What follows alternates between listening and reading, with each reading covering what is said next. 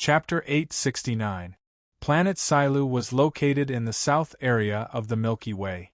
Its gravity was 1.9 times that of Earth, and its population was about 7 billion.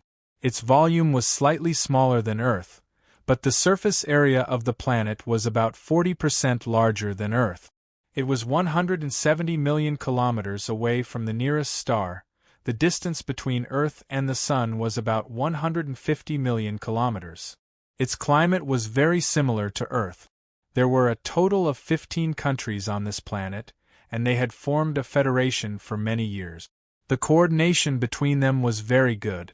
Therefore, the distribution of population and resources on this planet was very even. In short, this was a peaceful and rich planet. Of course, the absence of war and famine didn't mean that there were no crimes. Planet Silu was a highly intelligent life form very similar to Earthlings. Their biological nature had determined their criminal motives, forms, and content. The gap between rich and poor, the height of social status, and even the appearance of their spouse, etc., could all be incentives for crimes. Driven by the original motive of desire, it would eventually evolve into criminal facts. Where there was crime, there would be police. Planet Silu's police were extremely outstanding. Whether it was the number of people, quality, equipment, or efficiency, they were all top-notch. You would never see Planet Silu's police sitting in a police car eating donut. You would also never find any Planet Silu's police officers who were overweight or had substandard IQ. Because there was no war on this planet, and the federal system was very stable, 99% of the people could at least live a life of food and clothing. In such a big environment, words like arms race, financial confrontation, racial discrimination, simply didn't exist in the Planet Silu's dictionary. Crime rate was the most important thing for the governments of the 15 countries. Public security was the most important issue for the people of Planet Silu. Therefore, the police department had become the most powerful and vital institution of the planet's countries. However, on such a planet, super criminals were emerging in an endless stream. Perhaps it was because things always move in the opposite direction when they reach an extreme. Under the situation where the detection rate of ordinary crimes was close to 100%, high-end criminals stood up and forcefully pulled up the crime rate, reducing the overall detection rate. And many of them didn't even have a motive. Perverted murderers, robbers, kidnappers and murderers who called themselves judges, revolutionary organizations in the late stage of Chinibu, and so on. A group of people who had nothing better to do or were mentally ill, wore strange clothes and committed crimes everywhere. Among them, there was no lack of highly educated people with high IQ, elite people with the title of professor, or rich people who dominated the business world. This group of weirdos, for various reasons and purposes, ended up on the path of no return of super criminals, which put tremendous pressure on the police of Planet Silu. Thus, another group was born, and that was the vigilantes. To put it coolly, he was a superhero. Folk experts, police officers, strange inventors, superhumans, victims of chemical accidents, and so on. Various people with unique skills also put on strange clothes and stepped onto the streets, at the edge of the law. They began to fight with those super criminals. That day, Planet Silu, Silu Thunder Nation, East 15th District. A spaceship entered the spaceport of the Slow Alliance, the planet's superhero alliance. When the spaceship landed, the 5 resident heroes of the Slow Alliance were already waiting. They were Backflip Man, Cop Man, Dr. Bayubiu, Temptress, and Disfigured Man. There were 2 heroes who came down from the spaceship. They were from the Universal Superhero Alliance. They had rushed over after receiving the Slow Alliance's request for support. Of these 2, one was a planet-level hero, Tough Guy. He was from the Mud Planet, the same race as the Tinfoil Man. He wore a gray trench coat, combed his hair back, and had an eye-catching X-shaped scar in the middle of his face. His main ability was 30 times the physical fitness of a buggy and super tough style. The other one was a newly promoted city-level hero, Poker Man, sorry to keep you waiting. Tough Guy and his 5 colleagues, the 5 city-level heroes of the Slow Alliance, were all registered with the Universal Super Alliance, but they usually stayed on their own planet, had met a few times, but they were not very familiar with each other. It's okay, you came at the right time. A man wearing a light blue police uniform, the real Slow Alliance police uniforms were all dark blue, and an eye patch said, "We still have an hour before we start the operation. Since you are here now, you can listen to the doctor's deployment," the police officer said as he raised his hand and gestured to a man wearing a white coat and a round metal helmet next to him. Dr. Bayubia responded, Tough Guy, long time no see." His muffled voice came from the helmet, and it sounded like he was having difficulty breathing. His helmet did not have a single hole, at least it looked like there was none, and it was unknown how he could see. "By the way, I wonder who this is." His metal head slowly turned a little, as if he was looking at Fong Bujua. "Hello, I'm Poker Man." Fong Bujua introduced himself in a manner that was neither servile nor overbearing. After pausing for half a second, he did not forget to add, "City-level hero. Nice to meet you." "Nice to meet you." The 5 people of the Slow Alliance also greeted Brother Jew.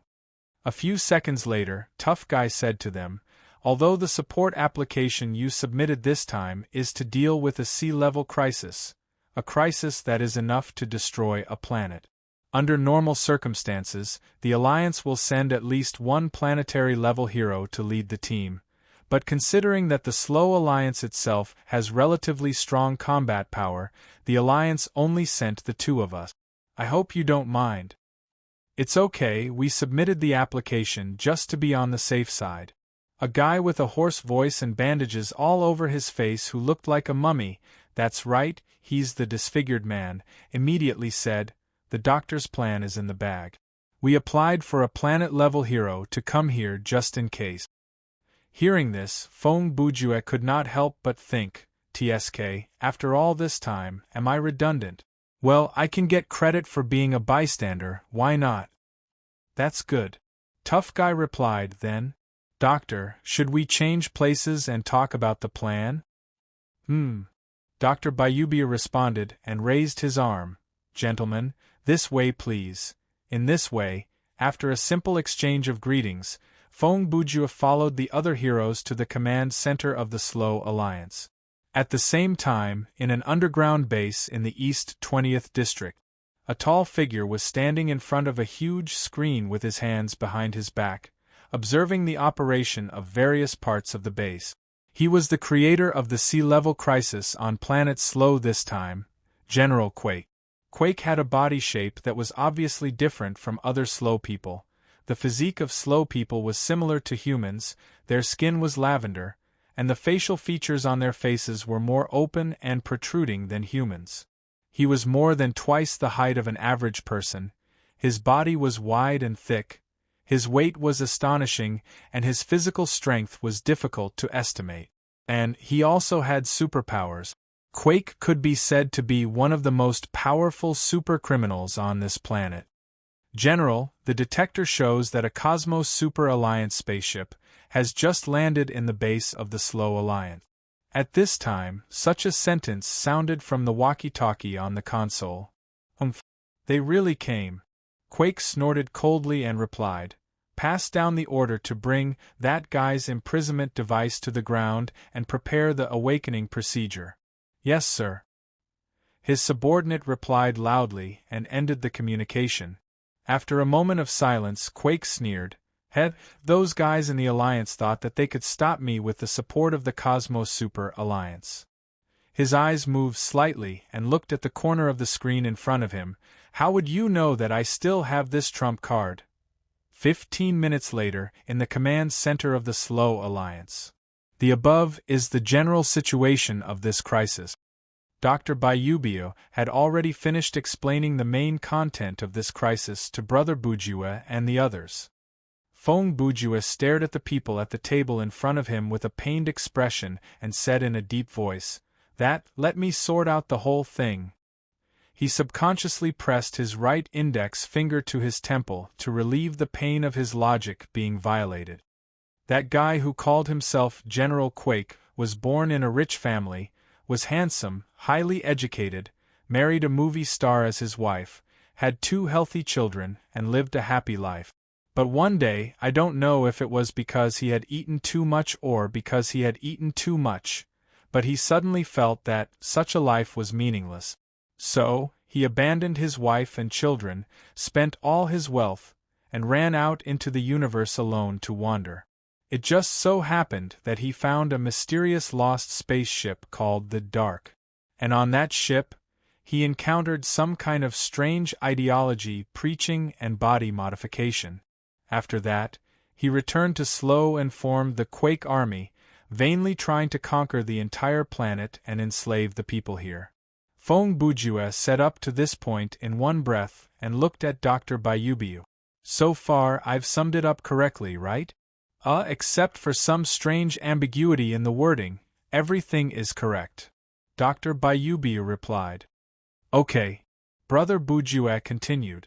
Let's not talk about how Quake, who returned to his hometown, reaccumulated the huge amount of funds needed for his terrorist activities, and let's not talk about why so many people who didn't have to worry about food and clothing were willing to follow him in his desperate deeds. Let's talk about this C-class crisis. He paused for a moment before continuing. This guy directly threatened the federal government, claiming that he has mastered the military force enough to destroy the entire planet, and demanded that they recognize the Quake Army as the only legal government on Slow within 48 universe week. Otherwise, he would use that force to destroy the various countries one by one. He roughly repeated what he heard before asking, "Don't you think there's something wrong with this matter?" When everyone heard this, they looked at each other, but no one responded. Although most of them were wearing masks, except for the unyielding hero and the temptress, the other 4 were masked. Fong Bujue could still see. At this time, all of them had a puzzled look on their faces. Sigh.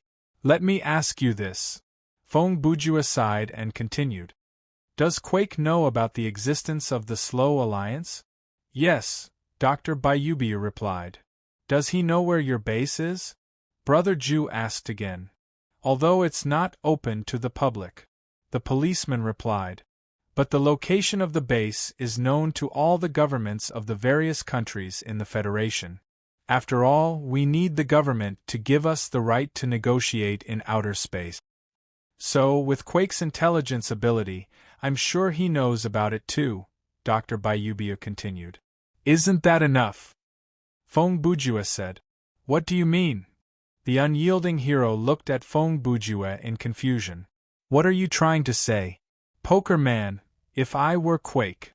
Fong Bujue stood up and pointed to the electronic map on the conference table. I would choose a sunny afternoon, or a dark and windy night, or an early morning when I'm full of wine and food, or any other time that I feel is convenient. I would directly use my force enough to destroy the entire planet, to destroy your base. I would kill as many heroes as I can in the base. If I can't kill them all, I won't lose anything. When Brother Ju said this, the heroes at the table were all stunned. It seemed that they really didn't think of this. After I'm done with this, Fong Bujue deliberately dragged out the word again. Then I'll go and intimidate the governments of various countries. I'll say, you've seen what happened to the heroes. You'd better be smart. Blah blah blah. Wouldn't that be better? Now that you mention it. At this time, Ruined Hero opened his mouth and said, That's really the case, Dr. Bayubiu also said in a tone that revealed a hint of fear. Fortunately, Quake didn't think of this. Yeah. Backflipper and the other heroes also agreed. F***CK. Fong Bujue said, Is there really no problem with the IQ of these guys? Obviously, the problem that Brother Ju mentioned was not what they understood it to be. Brother Ju meant that Quake probably didn't have the kind of force he claimed to have. Otherwise, he would have done so long ago. How could he not think of such a simple thing? Unfortunately, This time, Fong Bujue was overthinking it, because Quake really didn't think of it. In this multiverse of superheroes, there were many alien races that were not good at scheming and were very shallow. This was not to say that there was a problem with their intelligence. On the contrary, many aliens had a larger brain capacity than Earthlings, and their brain power was stronger than that of humans. It was just that, in terms of scheming, Earthlings were simply too strong. Scheming had nothing to do with the level of technology and civilization. Those ancient military strategists may not have the same general knowledge of mathematics, physics, and chemistry as modern high school students, but the strategies that they came up with at that time and place were definitely not something that high school students, the vast majority, could think of. By the same token, the people of Silu may not be able to think of strategies that are very simple in the eyes of us Earthlings, even if they rack their brains. Poker Man's reminder is very good. It seems that we have to act quickly. A moment later, Dr. Bayubia said again, if Quake thinks of this and launches a surprise attack on us, the consequences will be unimaginable. Dr. Tough Hero said, hurry up and tell us your plan of attack. Okay. Dr. Bayubiu also stood up and manipulated the electronic map on the table. He pointed a few coordinates on it and unfolded a three-dimensional image. Everyone, please take a look. This is Quake Space. What? Fong Bujue was shocked. So you also know where Quake Space is? Brother Ju's unspoken question was, could you explain why Quake Space hadn't been reduced to ashes yet? We just detected the location of the base 4 hours ago, Dr. Bayubia replied. Oh. Brother Ju nodded and thought to himself, okay, that makes sense. He wasn't too clear about the style of the people of Silu. In any case, in a situation like Quake's, as long as his location was exposed on Earth, he would be carpet-bombed by dozens of countries in minute. Let alone 4 hours. It would be a problem for him to even survive for 4 minutes. Under the banner of the Silu Alliance, there are 65 vigilantes from all over the world, planet Silu. However, only the 5 of us are qualified to register with the Yushao Alliance. Dr. Bayubia continued, considering that the 60 people are scattered in various cities and most of them don't have superpowers, I've only gathered the 5 strongest people in the Alliance for this operation. He looked at Tough Hero and said, to be on the safe side, I've also applied for support from the Yushao Alliance. To put it simply, we're adopting the strategy of an elite team raid. Tough Hero added, of course, from a practical point of view, this is the only plan we can use. Because after Quake's announcement, there has been a sharp increase in the crime rate all over the world. Heroes and police everywhere are now very busy. If we gather them, the role they can play is limited, but the negative impact may be greater. I say. Fong Bujue couldn't help but interrupt again. Is this really the only strategy? He leaned back in his chair and stared at them with his dead fish eyes. Think about it again. Really? Think about it again. His tone was like that of a cram school teacher who had encountered the ultimate underachiever. He had the feeling of seeing that you really can't answer. I want to give you the answer, but I can't.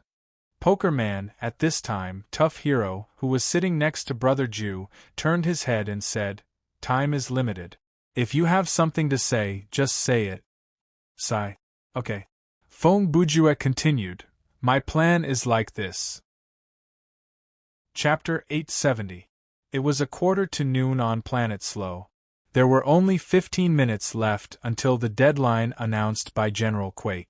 At this time, in the hangar of Quake's underground base, thousands of soldiers in beige military uniforms had lined up neatly and were ready to set off. However, before they set off, General Quake had to personally go on stage to give a speech to boost everyone's morale. Squeak squeak, ding ding ding ding.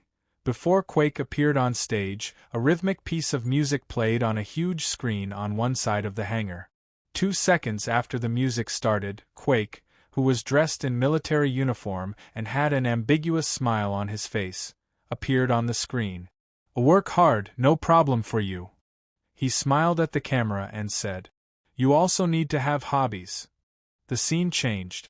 Quake tore a police officer in half with his bare hand. Blood splattered everywhere. Happy family, no problem. The scene changed to a scene of him sitting on a sofa with many beautiful women and cute children. Leave some space for yourself. The scene flashed, and Quake was the only living person left on the sofa. He was still sitting among a pile of bones of women and children, laughing loudly. Join Quake's army, no problem. There's also annual salary and benefits. Here, a few close-up shots of Quake's army's equipment, resources, sergeants in formation, and Quake himself were shown. Planet Slow's strongest illegal armed force, Quake's army. Quake turned his face to the side, held a military badge with his face printed on it, and said to the camera, I am Quake, and this is my army. If you want to learn more, please log on to the following website. There's also a Quake Memorial badge to receive. The above was the recruitment video for Quake's army. In this base, this video would be played every now and then. The moment the video ended, Quake himself walked up to the high platform of the hangar.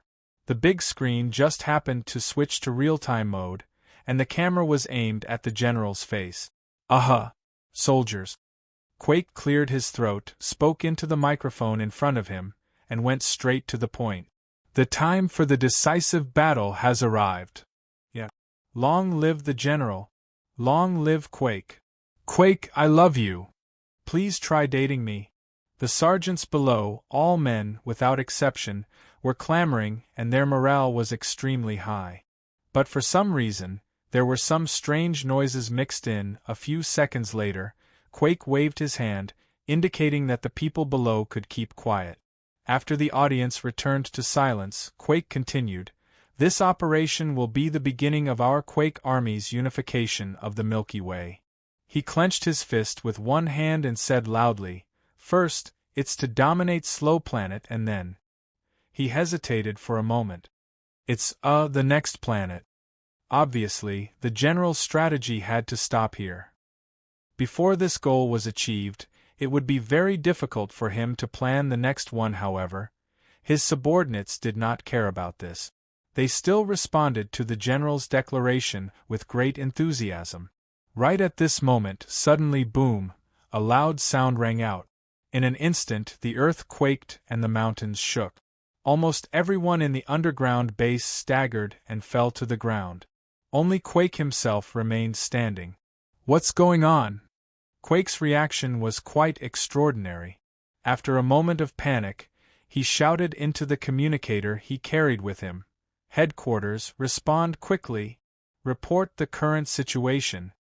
After a moment of silence, accompanied by noisy interference, a response came from the communicator. Reporting to the general, we were attacked by a missile just now. The voice paused for a moment, then said, At present, the surface camouflage has been completely destroyed, and the power supply facilities are in a semi-paralyzed state. However, the emergency power supply should be able to last for about a quarter of a universe. Bastard! Quake cursed. How did we get hit by a missile? Didn't the base's missile defense system activate? General, our system seems to have a problem. The other party replied. What? Quake said, at a time like this? He paused for half a second. Wait, does this mean that the system has always been in a malfunctioning state? No, at this time, the interference in the communicator disappeared, and the person speaking was replaced by another person. That person said in a languid tone, Your ground defense and camouflage systems were still functioning normally until 2 universes ago. Unfortunately, who are you? Quake's expression changed. Who's talking to me? Haha. The person on the other side of the communicator laughed evilly. The next second, the face of an Earthling appeared on the big screen behind Quake. Good afternoon, everyone. Fong Bujua spoke to everyone in Quake's military base through the big screen and the broadcast system. Your humble servant is a city-level hero from the Universe Superhero Alliance. Poker Man, you. Quake turned around and looked at the screen. How did I hack your system? Fong Bujue interrupted. Heh, it's much simpler than I thought. He smiled and said, like all computer users who have turned on antivirus software but still get infected by viruses, your problem isn't that your firewall isn't advanced enough, but that you're too stupid. When he said this, a picture of a seductress appeared on the big screen. She looked naked, but several key parts were mosaic. At the bottom of the picture, the words, "Click here to watch the uncorrected version for free," were displayed. We used such an advertising pop-up window to successfully bypass your firewall. Several seconds later, the screen switched back to the close-up of Fong Bujue's face. By the way, at 12 a.m. at your base there were at least 40 devices of various models that were connected to the internet, and they were doing some kind of entertainment for the time being. More than half of them clicked on this virus-laden pop-up window after seeing this picture. It only took us 5 minutes to create. Damn it! The veins on Quake's head bulged as he gritted his teeth. How dare you use such a despicable method? Is this a despicable problem? You can only blame yourselves for being too naive. Fong Bujue said, on Earth, even elementary school students wouldn't click on this kind of pop-up window. No matter who you are, if you think a few missiles can defeat me, you're wrong. Quake did not continue to talk about this topic with Fong Bujue. Instead, he said, destroying 1 or 2 bases like this is nothing at all. I still have 14 similar ones. Okay. Fong Bujue interrupted Quake's self-disclosure with a very quick and compassionate tone. Please don't take the initiative to reveal any more information to me. Brother Bujue could not help but feel a sense of guilt when competing with an alien with such a poor EQ. You even gave me the specific number. It seems that you've built one in every country in the Slow Federation. What? Quake turned pale with fright and took half a step back. Who the hell are you? You can even deduce this kind of thing. Fong Bujue slapped himself in the face. It doesn't take much to deduce this kind of thing. Besides, I was just guessing, but your reaction directly confirmed my guess. Ah! Quake pretended to have a sudden realization. Then, he became angry. How dare you trick me? Trick you? What the F***ck do I want to trick you? Fong Bujue seemed to want to respond, but the pain in his balls, I think this word is a good way to describe the degree of pain in his balls, stopped him from doing so. Okay. I was wrong. He went back to the topic. Anyway, I have something more important to tell you, and that is, Brother Ju raised his hand and pointed up with his finger. The impact you felt just now was just a test shot. The real blow will come in. He turned his head and looked out of the camera. In 3 seconds. Ah! Quake screamed immediately. The Kuei-ku army soldiers who heard the broadcast or were watching the screen with him also screamed in unison. But now it was too late for them to do anything. Before the screams of these people died down, the second round, the official round of missile bombardment, had arrived. Within 1 minute, the underground base of Quake's army was reduced to ruins and scorched earth from the inside out. The fuel, mechs, weapons and ammunition stored in the base were all amplified by the explosion. It's like snatching a lollipop from a child. When the attack was over, Fong Bujue stood up from the control panel of the Slow Alliance's command center and muttered. At this moment, behind Brother Ju stood 6 heroes with complicated expressions on their faces. They all looked at the poker man with a strange look in their eyes.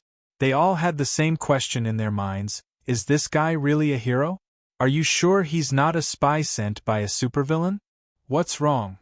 Brother Ju looked at them and asked. Dr. Bayubiu replied.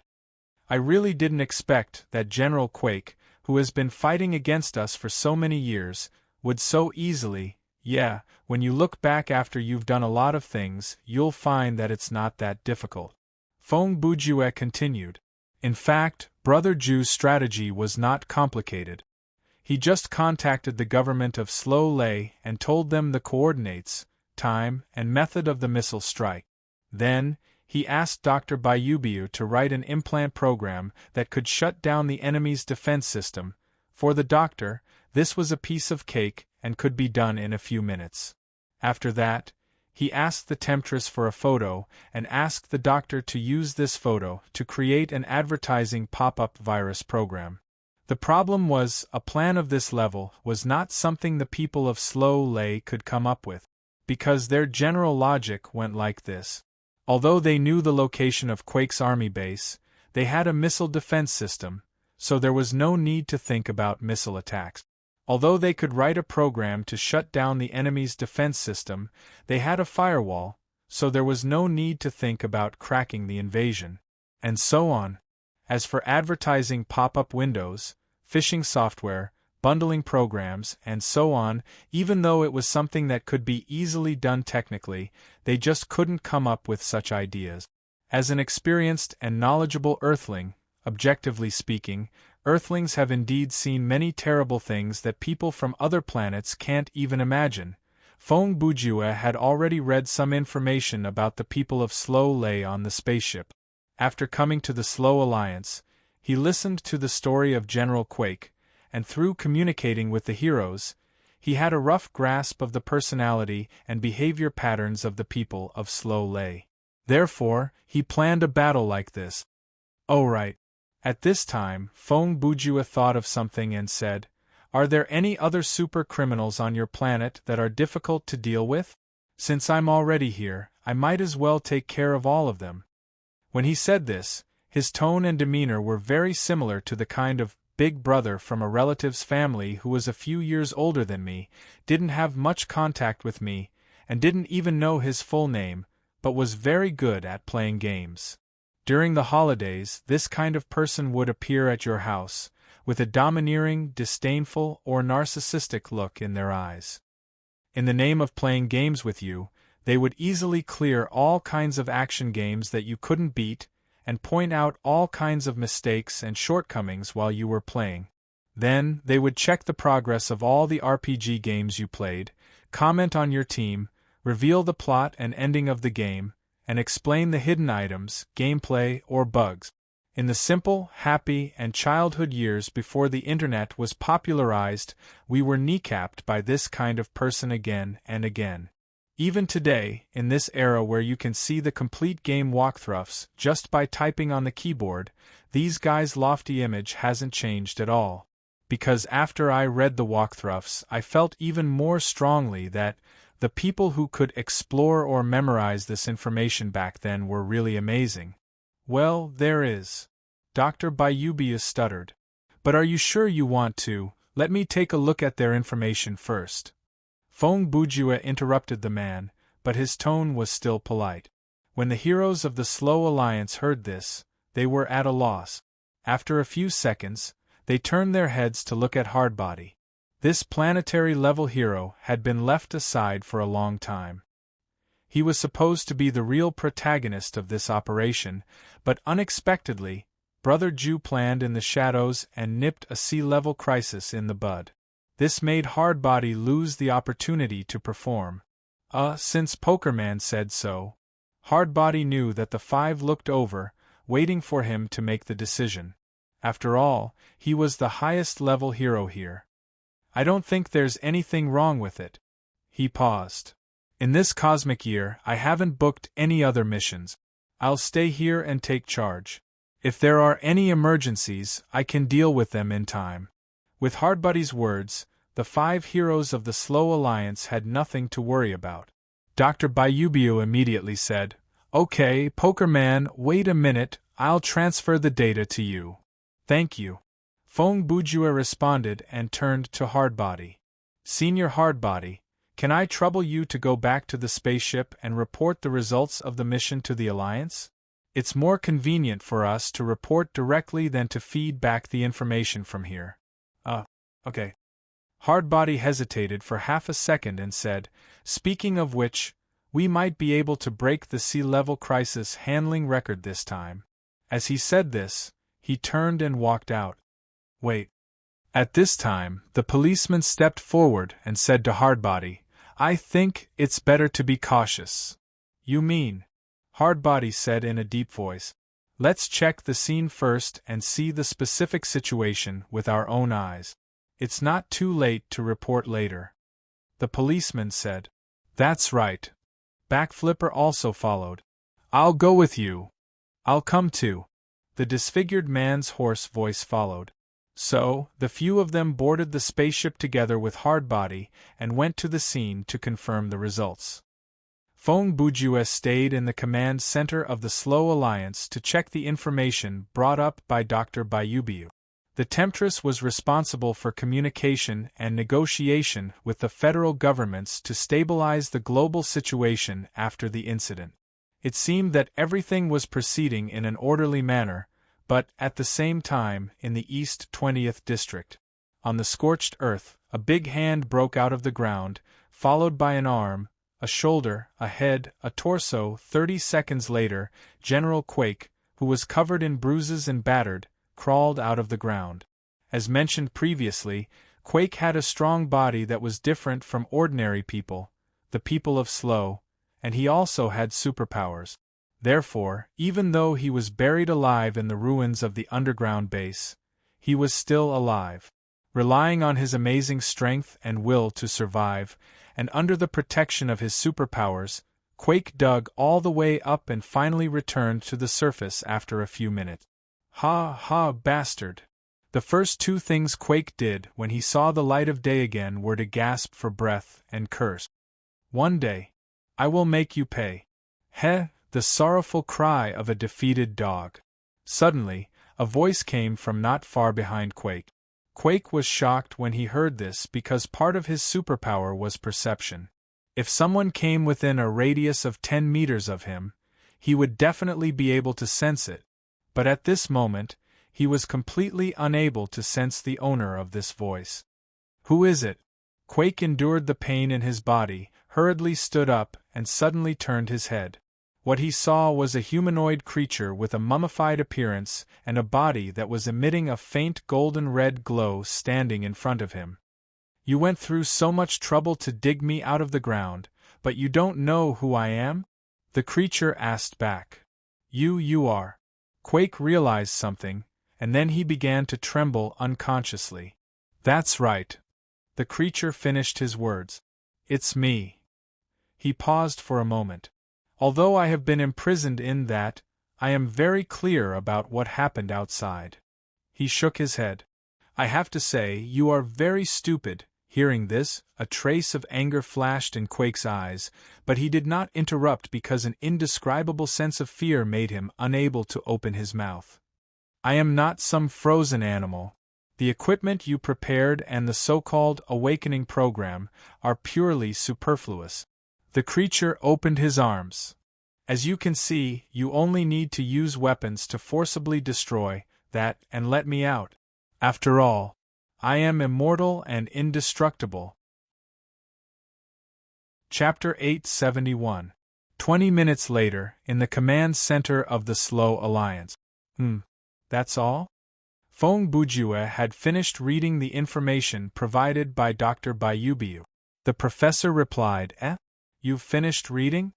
Fong Bujue had not only finished reading, he was also thinking as he read. He had even come up with a strategy. Yes. Brother Ju replied calmly. I've estimated. He touched his chin and said, if I'm given command of the Slow Alliance and have the police of the Federation fully cooperate with me, then, in about 15 universe weeks, I'll be able to kill all the supercriminals in this file. Dr. Bayubia was shocked when he heard this. He did not know how to respond to this Mr. Pokerman. From the professor's personal point of view, this was simply nonsense, but he had a feeling that Fong Bujue was not joking. Oh, of course. Brother Ju was not finished. I said kill, not capture. If you want to capture all of them alive, it will take a lot of time. And according to my analysis, some of them would rather commit suicide than be arrested. Is that so? Dr. Bayubius stammered. Poker Man, I think you shouldn't be in such a hurry to get rid of all the people in the information. Let's do it one by one. He thought of a compromise. Why don't you pick one first and tell me how you plan to deal with him? Feng Bujue could naturally tell that the professor wanted to test him, and he completely understood this behavior. After all, he was just a city-level hero who had just arrived. If he went to someone else's planet and faced a problem that they had not been able to solve for years, who would believe him if he said that he could solve it in half a day? Even a galactic or universe-level hero might not be able to do it, much less a city-level hero. Because this job was not something that could be done just because he could fight. It required information collection, layout, calculation, and command ability. It also involved the efficiency of the terminal executors on the planet. Okay, then let's start with. Feng Bujue thought for a few seconds and decided to start with the closest person in the file. However, at this moment, beep, beep, with two rapid beeps, the face of the police officer appeared on the screen of the command center. Doctor, there's a situation here, the police officer said to the communications screen with a nervous expression. Dr. Bayubiu immediately leaned in front of the screen and asked, "What happened?" Police officer. "We found Quake in the ruins of the base," the police officer replied. "He's not dead yet, and there's an unidentified guy with him. He doesn't look like a normal person. No matter what that is." At this time, Backflipper also leaned into the camera and said, "Judging from the situation at the scene, it is very likely that he was already in this area before the bombing. In other words, he is the same as Quick. He survived the bombing." The police continued. Hard-boiled Hero speculates that the unknown lifeform is most likely the force enough to destroy the entire planet that Quake claimed, Feng Bujue said, taking over the other party's words. That's right. The police officer responded solemnly. "In short, we have now landed the spaceship and are preparing to go over and take a look on foot. So, I'm letting you know first, just in case." The "in case" he mentioned was an extremely bad development. That is, he, Hard-boiled Hero, Disfigured Hero, and Backflipper were all killed. Although in their opinion, the probability of this happening was extremely small, because they had Hard-boiled Hero with them, they were still quite confident. But the combat power of Quake's side was indeed hard to say. Quake himself was already very powerful, there was no doubt about that.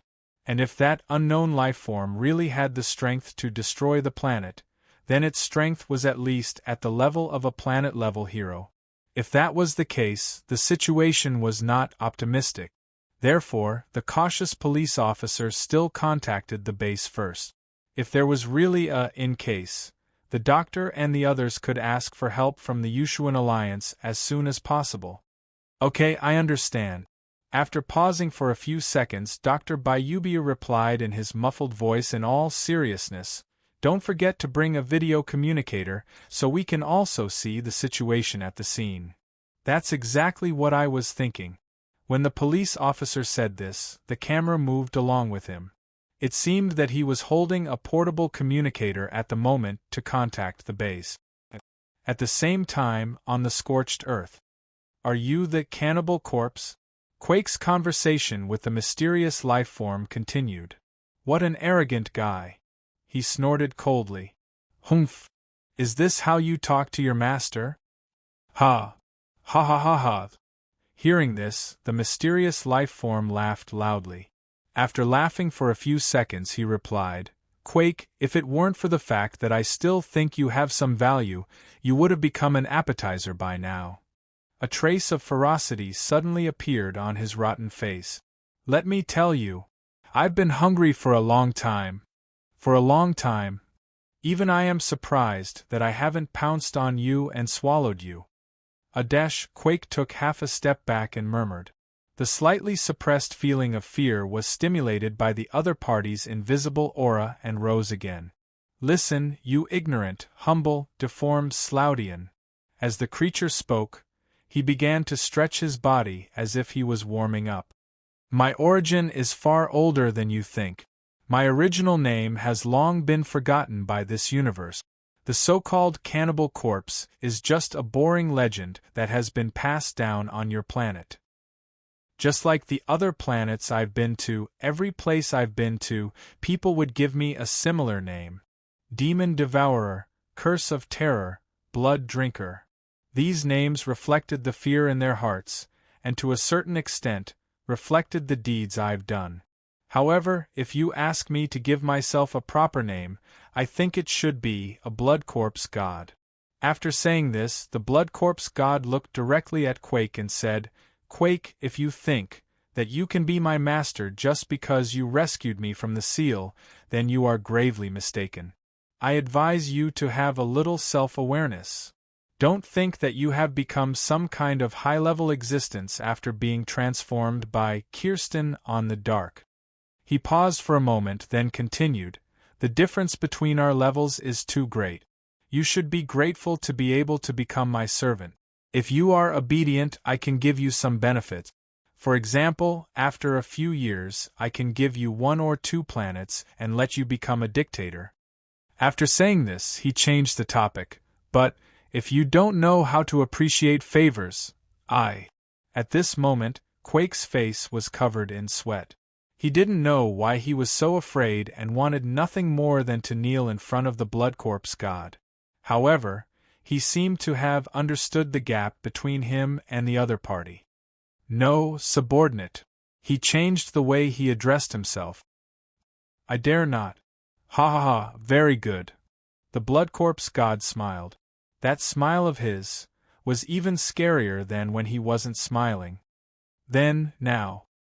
His gaze slowly moved, looking at the 4 figures in the distance who were approaching. It's time to enjoy these delicious meals delivered to my doorstep. At the same time, in the command center of the Slow Alliance. Doctor, there should be other spaceships in the Alliance, right? The moment Fong Bujue saw the Blood Corpse God through the big screen, he immediately turned his head and asked Dr. Bayubiu. Of course, the doctor replied. Are you going to the scene as well? Yes. Fong Bujue answered weakly, then stood up. If we leave now, we might be able to arrive before the unyielding hero is killed. What? Dr. Bayubiu was shocked by Brother Ju's words. There's no time to be amazed, Doctor. Brother Ju was still very calm, and said as he walked, Hurry up and take me to the hangar. Chapter 872. Quake, is this your secret weapon? Police Hero and Quake were old rivals. After the 2 sides met, he took the lead and said, Is it some kind of synthetic creature?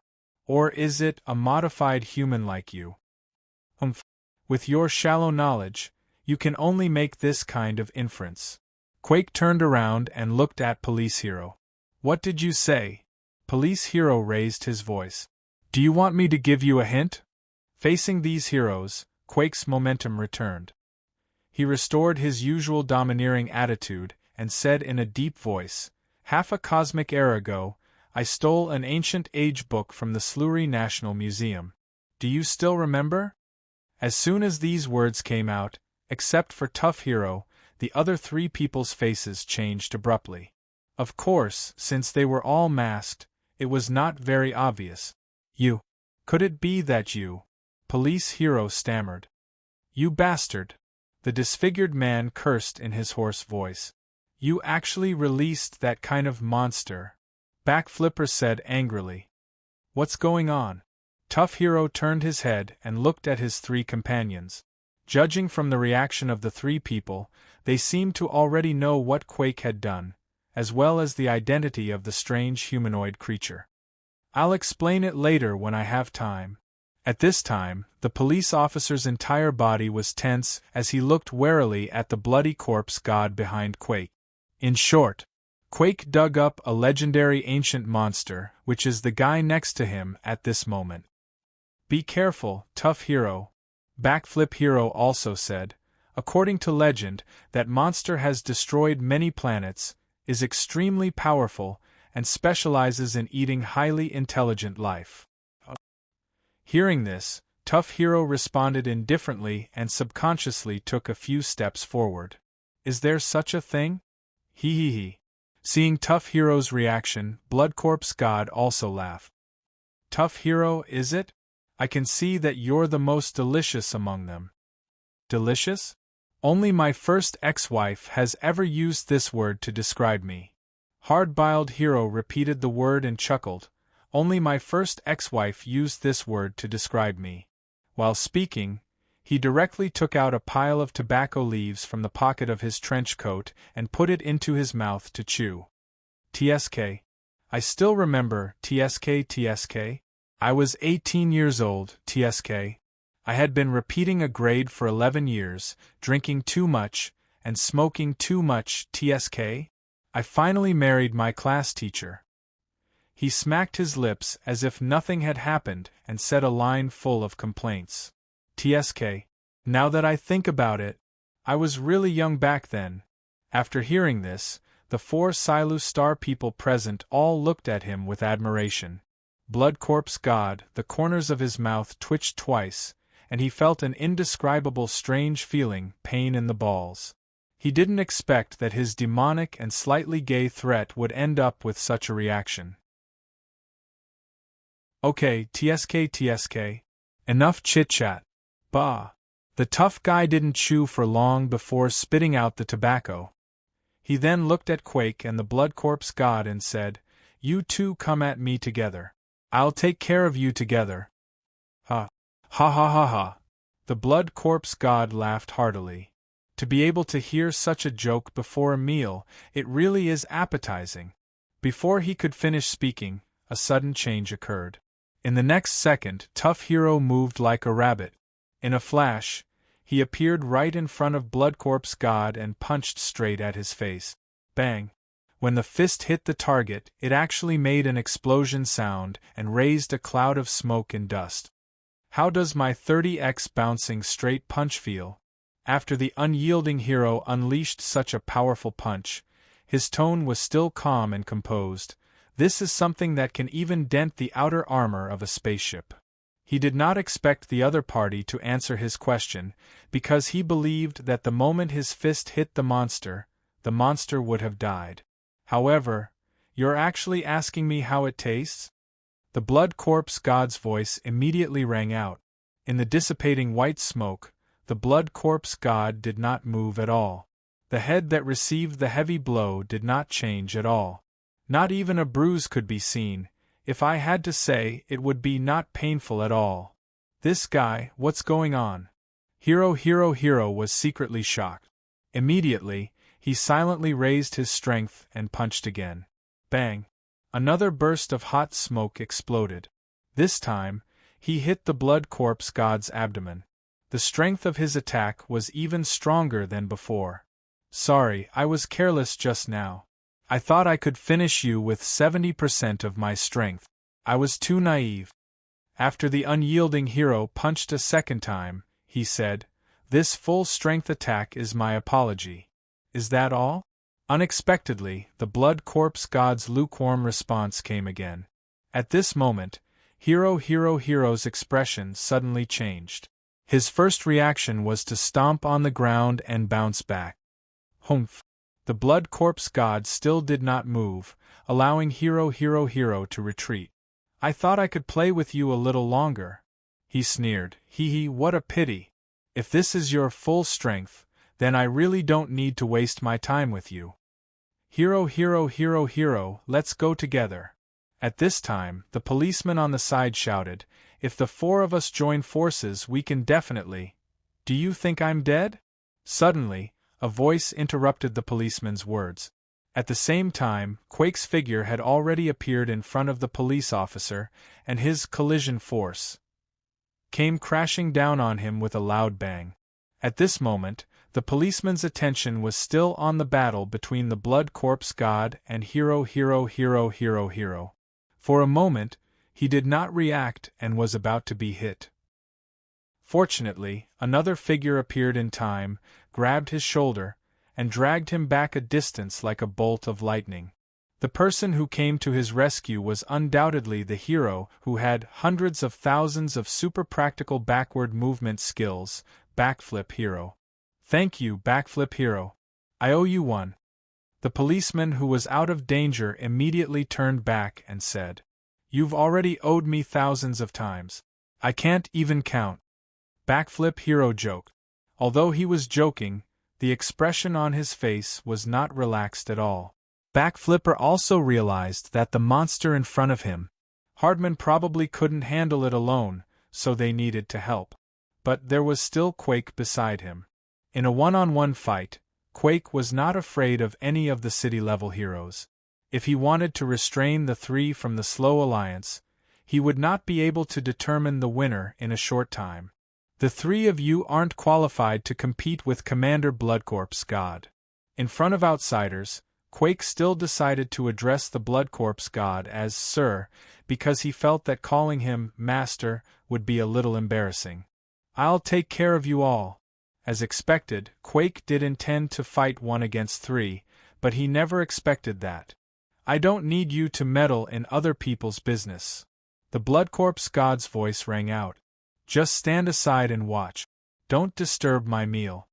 Quake's flattery had hit the nail on the head, so he was a little unhappy and embarrassed. However, he didn't dare to flare up, so he did as he was told. The one with the blindfold. After a slight pause, the Bloodcorpse God looked at the police hero and said, You just wanted to say, if the 4 of you joined forces, you would definitely be able to defeat me, right? He took a few steps forward and opened his arms. Come, give it a try. The 4 heroes looked at each other when they heard this. The Bloodcorpse God's undisguised contempt quickly ignited 4 fires in their hearts. Whoosh whoosh whoosh whoosh. The 4 figures rushed up almost at the same time and used their killing moves on the Bloodcorpse God from 4 different directions. Hardman's Iron Fist. Batten 100 Crack Strike. Backflipper Kick. Look at my face. Punches, kicks, weapons, mental pollution. Merciless moves, fierce attacks like raging wave.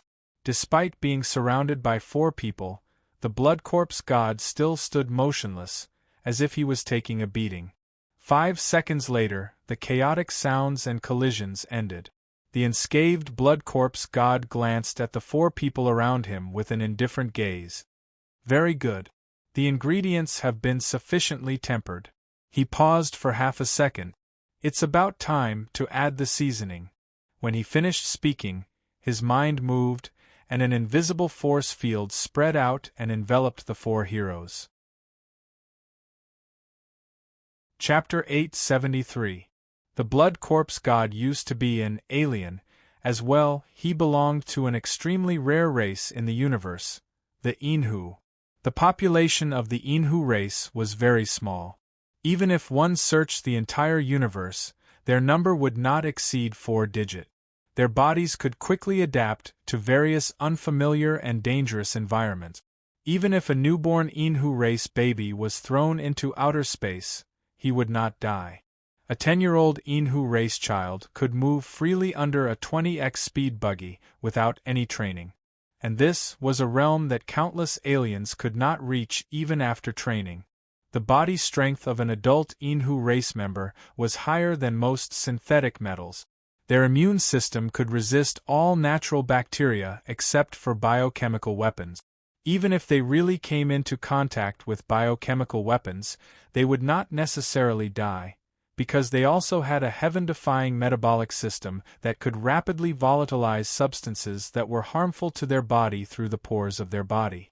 Creatures with this metabolic system would undoubtedly live a very long life. This was indeed the case. The natural lifespan of the Inhu race was unlimited. Their bodies would stop growing when they reached maturity, about 35 years old.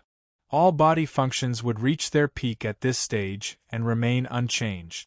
With the support of a perfect metabolic system, their organs would never age. Even if they suffered extremely serious injuries, such as soaking in magma, reaching their hand into a collapsing machine, etc., As long as the main organs were not damaged or lost their functions, the cells would automatically repair the defects and allow the body to recover to its best state. However, if the injuries were too serious, the recovery time would be longer. In short, from a biological point of view, the physiological structure of the Inhu race was something that other highly intelligent creatures could only dream of. They were a veritable, high-level existence. They were born with things that others could only dream of. In their eyes, creatures like Earthlings, who only had a total lifespan of 70 to 80 years, and most of them were in the growth and decline stages, were really worthy of sympathy. Humans spent their entire lives accumulating wealth, fighting for power, and developing careers, but in the end they had nothing. Only those who made outstanding contributions to their own kind and future generations, or who brought far-reaching disasters would be remembered. As for the other 99%, their lives were like a white steed flashing across a crack, disappearing without a trace. Of course, perhaps some people could inherit far more resources than others at birth, making their lives less bitter and difficult. But in the eyes of the Inhu people, there was not much difference. Just like how we humans view animals, wild cats are born wandering, tortured by hunger and disease, and after a few years, have a short, rough life. What about domestic cats? Under the protection of humans, they may be able to live leisurely for more than 10 years, but that is only 10 years. When they leave, as humans, we will still sigh at how short their lives are. This was how high-level creatures looked at low-level creatures. Cats and dogs are still okay, but pigs, cows, chickens, fish, these animals that we raise as food, and some insects that die in the morning. Most of the time, we don't even treat them as living beings. Humans' numbness and disdain for other living creatures might also exist in other higher life forms. It's just that we haven't experienced the feeling of staying in a bowl yet, so we will continue to be numb and disdainful. At least until the species higher up the food chain appear, we won't feel the harshness of the law of the jungle. Back to the topic. In summary, a race like the Inhu people should be very strong. Even if there were not many of them, they could support a powerful interstellar civilization. However, the reality was that they didn't even have a planet of their own. There were two main reasons for this. First, the Inhu people were born destroyers. They were violent, aggressive, and bloodthirsty. No matter where they went, they would destroy everything there in a short period of time. If the aliens of other higher civilizations were compared to War 3 players, then the Inhu people were Dota players. The former built bases, developed technology, engaged in economics, and provided troops. The latter controlled heroes, provided equipment, killed people, and pushed turrets.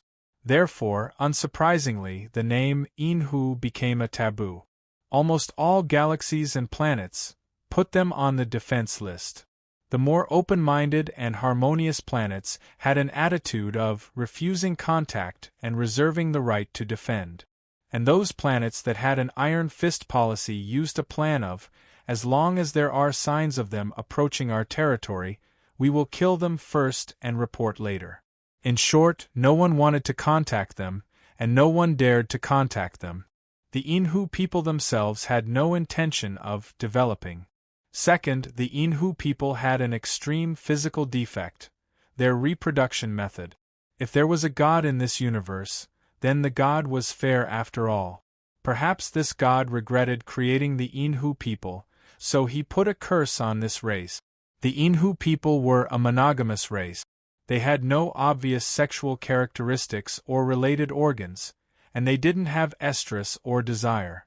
And the way they reproduced was by splitting themselves. That's right, such a high-level race reproduced like a single-celled animal. What was even more outrageous was that the reproduction survival rate was only 50%. In other words, if one was divided into two, only one of the two could survive. To put it bluntly, it was a waste of time to give birth. This method of reproduction could not increase the population of the race. But death was inevitable. Not dying didn't mean they wouldn't be killed. The Inhu people were born strong, but living creatures were living creatures. There was always a way to destroy them. Some of the high-tech weapons and the galactic heroes of the U Super Alliance could deal with the Inhu people.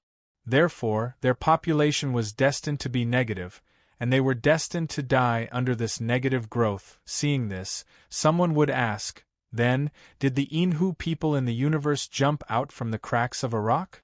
Things were like this. The Inhu people were not a cruel race. They loved to travel and adventure, and they liked to form small groups to wander the galaxy. At that time, they were able to divide and reproduce normally, and their survival rate was 100%. Back then, there was also a common rule in their clan. Those who had lived for 1,000 years should consciously divide and not waste their time. As for those who were less than 1,000 years old and more than 35 years old, those who were tired of living could do as they wished, but after all, they were a group of people who didn't like to follow the rules. As time went on, this tradition was slowly violated, ignored, and forgotten. Those Inhu people who had lived for a very long time didn't even realize that their personality had changed without them noticing. This was a unique trait that was hidden in the blood of all high-level creatures. In human history, there were many wise kings who couldn't keep their chastity in their later years, and they were in a similar situation. Once upon a time, they were so above the world, but under the ravages of time, the dark and small side of their hearts slowly took over. It was at that time that the Inhu people started to change. Their reproductive survival rate began to decrease. Out of every 10 people who split, 3 times out of 10 there would be 2 survivors. Later, this ratio increased to 5 times, 6 times, 7 times, and finally, it became a situation where one person would die every time they split. Furthermore, the new Inhu people all had very bad personalities. It was as if the good part of their nature had died along with the other part. Faced with this situation, it was not that the Inhu people didn't think of a way. Back then, they had interacted with aliens from other civilizations. They once asked for help and tried the method of cloning, but it ended in failure. The conclusion was that their DNA sequence was too adaptable and couldn't be replicated. The cloned product would activate on its own in the petri dish and directly mutate into a lower, mature organism. Thus, it was probably from that era that this race, which knew that they were destined to perish, finally gave up and went all out. What happened later, as well as their change in attitude, was within reason. But there was one person, an extremely unique case, who was born at the time of the transition of that era. When the Inhu people's reproduction survival rate stabilized at 50%, there was a person who had lived for a very long time who split.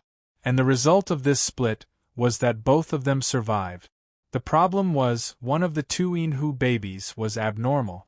When he was born, his body looked like a mummy, and his body emitted a faint golden red light.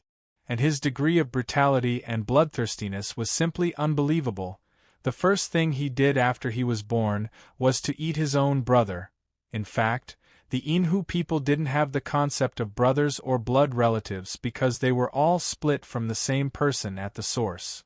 And his behavior wasn't out of biological desire, but simply because he wanted to eat. This ultimate evil mutant that appeared during the special race mutation period was later known as the Blood Corpse God. Back to the battlefield of the 20th District in the east. This guy, ugh. The police officer knelt on one knee, and his whole body couldn't help but tremble. The backflipper let out a scream as he moved backward and fell to the ground. The ruined man covered his face with both hands. At this time, he had removed the bandage on his face, and directly lay on the ground. The Blood Corpse God stood in place and didn't take the initiative to touch anyone, but the 3 city-level heroes of the Slow Alliance were killed in an instant. What did you do to us? Only the planet-level hero, the tough guy hero, could barely stand, fighting for the Yushao Alliance. However, his incomparably resolute face was already filled with shock. Fear projection was the special ability of the Blood Corpse God, the strongest mutant of the Inhu people. This ability could be said to be the nemesis of most highly intelligent creatures. The inexplicable sense of fear that Quake felt earlier was the true face of this ability. Even an extremely brutal sociopath like Quake chose to bow down after being subjected to the mild fear projection released by the Blood Corpse god. Therefore, it was reasonable for the heroes to be defeated by the intermediate ability. I said, "I'm adding seasonings to the food." The Blood Corpse god smiled and answered the tough guy hero's question. "There's nothing better than fear to enhance the taste of the ingredients. The rushing blood, the adrenaline, and your frightened expressions, reactions, and wails."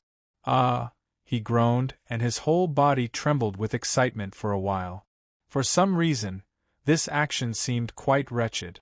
"I've been hungry for too long, I can't wait any longer." As he spoke, he glanced around and quickly locked his eyes on the ruined man. "It's decided. Let's start with the one who looks more disgusting. Don't even think about it." Hearing this, the tough guy hero roared and attacked again. Although his mind was shrouded in fear, his body was not damaged. As a tough guy, a medium level of fear projection was not enough to completely destroy his reason. The tough guy hero would never tolerate this monster eating any of his companions in front of him, at least, before he fell, not. Tough guy storm combo. When he attacked, he did not forget to shout the name of the move loudly. Firstly, it was to boost his momentum, and secondly, it was to boost his courage. Bang bang bang bang. The explosive fist wind came one after another and continuously hit the Blood Corpse god's head, torso, and limbs. The rising heat and white mist spread out, enveloping an area of about 10 meters around them. "Didn't I already say it's useless?"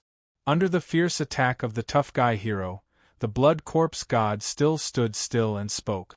However, his tone at the moment did sound a little impatient. "Get out of my way."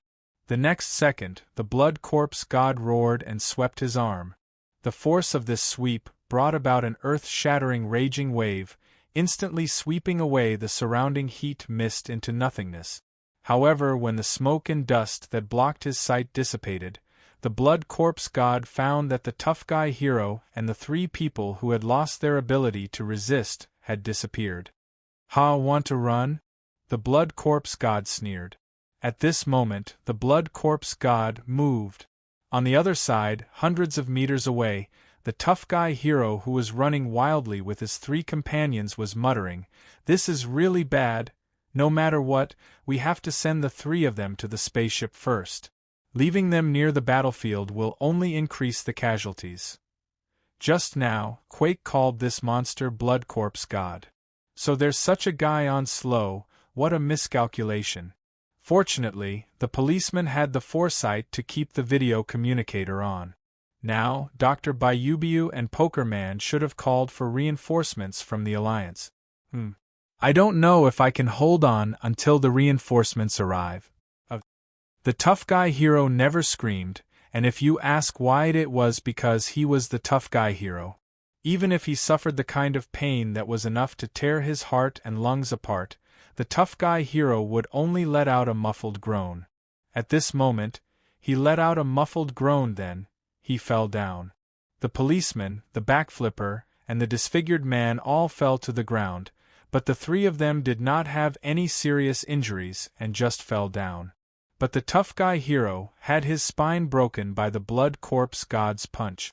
At least in this battle, it was impossible for him to stand up again. Humph! Extremely stupid. The Blood Corpse god sneered and looked down at the tough guy hero. "If you had left these 3 losers behind and ran away by yourself, maybe you could have lived a little longer." Hee hee. The tough guy hero laughed and forced himself to turn over with the strength of his upper limbs so that he was facing up. He responded to the Blood Corpse god with a resolute gaze. "Ever since I left my companions behind and ran away in kindergarten, I swore that I would never leave anyone behind again." The initial pain quickly passed, and the tough guy hero only felt that his consciousness was blurred, and he could no longer feel his lower body. Also, you better watch your mouth, you ugly bastard. Who are you calling losers? They are all heroes. Heroes, huh? The smile on the blood corpse god's face disappeared, and he showed a serious expression for the first time. I understand. Extremely stupid, but admirable. While they were talking, Quake ran over from a distance. The speed of the blood corpse god's attack was extremely astonishing, and it took Quake a while to react before he understood what happened, so he was a few steps late. Master, should we leave one alive? At this time, Quake suddenly thought of something and suggested to his master, after this battle, those guys from the Slow Alliance are likely to continue to ask for help from the Yushao Alliance. At that time, if we have a hostage in our hands. The blood corpse god turned his head and looked at Quake. Hostage? What is that? His voice rose a few notches. Are you talking about the kind of bargaining chips that the disadvantaged guys use to blackmail their opponents and protect themselves? That fear struck him again, causing Quake to stiffen. This subordinate is just, okay, you don't need to say any more, the blood corpse god said. In the future, before you express your opinion, use your brain. Think carefully. Do I really need your opinion? This subordinate understands. Quake, the overlord of this area, was actually being tamed by the blood corpse god. If his old enemy, the police hero, still had some sense left, who knew how he would feel? So, you're the tough guy hero? The blood corpse god quickly turned his head and looked at the tough guy hero on the ground. Although I don't dare to agree with your so-called hero approach, I respect your attitude and principles. I'm really sorry for calling your companion a loser. Who would have thought that the blood corpse god would say such a thing in such a situation? Based on this point alone, someone like Quake was far from being able to compare with him. Then, if you don't mind, the blood corpse god's next sentence was, I'm going to start. Chapter 874. After saying that, the bloody corpse god walked toward the disfigured hero. Bloody corpse god had a stubborn side. Since he had decided to start with the ruined hero, he must do so. As for the reason, it was probably because of his habit of saving the most delicious or favorite food for last. Run! Hard-biled hero shouted with all his might. Even though his body could not move, he still wanted to try his best to help the other heroes. Ruined hero, pull yourself together. However, under the suppression of the fear projection, the ruined hero could not move at all. He could only lie on the ground and tremble. He kept muttering resentfully, I'm sorry. Hard-biled hero. It's useless. He can't even stand up, let alone run. Bloody corpse god walked slowly behind the ruined hero. Even a warrior who is 100 times stronger than you can't resist this fear. He lifted the ruined hero with one hand. In fact, so far I've only used 50% of my ability on you. If I increase this to 70%. He turned his head and glanced at hard-biled hero. Presumably, your so-called hard-biled hero will become like them. Bloody corpse god sneered and looked at the ruined hero again. Humph. However, if I do that, the three of you may faint from extreme panic or lose your mind. That's what I don't want to see. Food that completely loses its rationality or consciousness will lose its delicious taste. Damn it, the ruined hero groaned in pain. His body was fine, but the mental suppression made him unable to do anything but cry. Finally, bloody corpse god opened his mouth and bit down on the ruined hero's neck. At this critical juncture, listen up.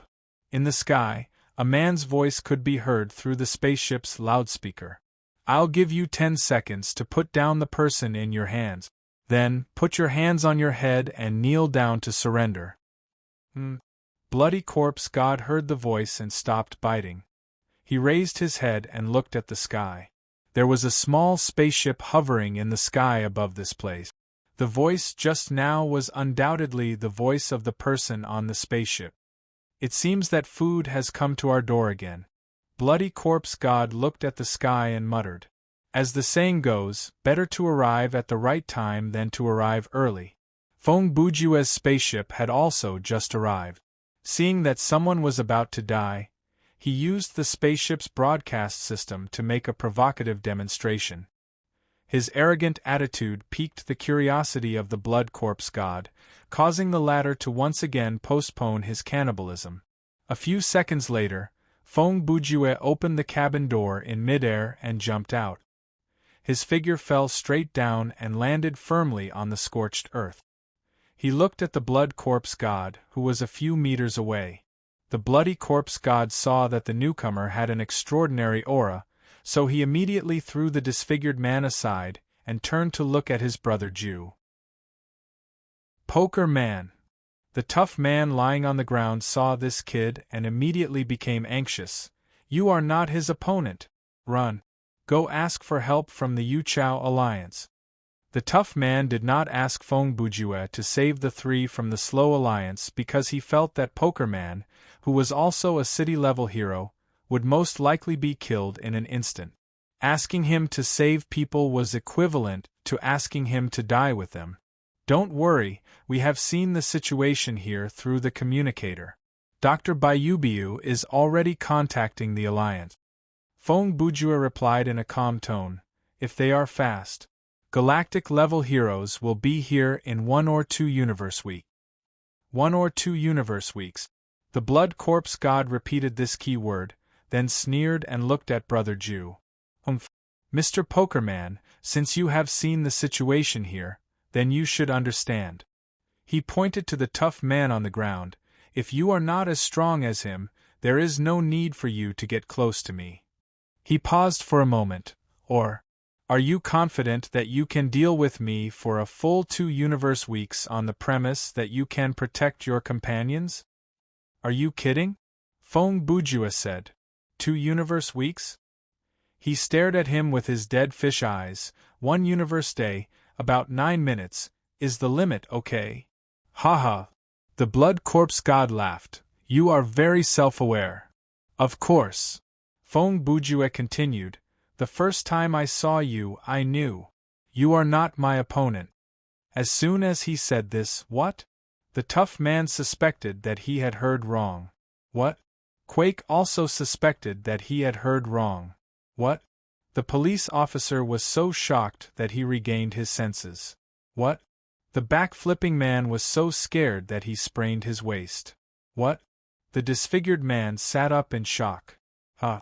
Ha ha ha ha. After a moment, General Quake was the first to laugh. Kid, do you know what you are saying?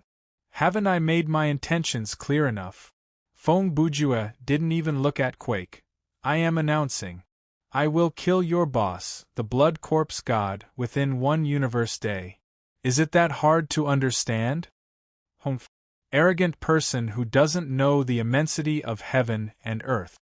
Quake snorted coldly, then turned to the blood corpse god and said, Master, I have a debt to settle with this kid, please leave him to me. The debt he was talking about was naturally referring to the matter of Feng Bujue using the advertisement to destroy his base. This was a close enmity and his hatred was still fresh. Okay. The blood corpse god said, just treat it as an entertainment during my meal. As he spoke, his gaze once again moved to the disfigured man. It seemed that he didn't want to change the order of his meal no matter what. Hee.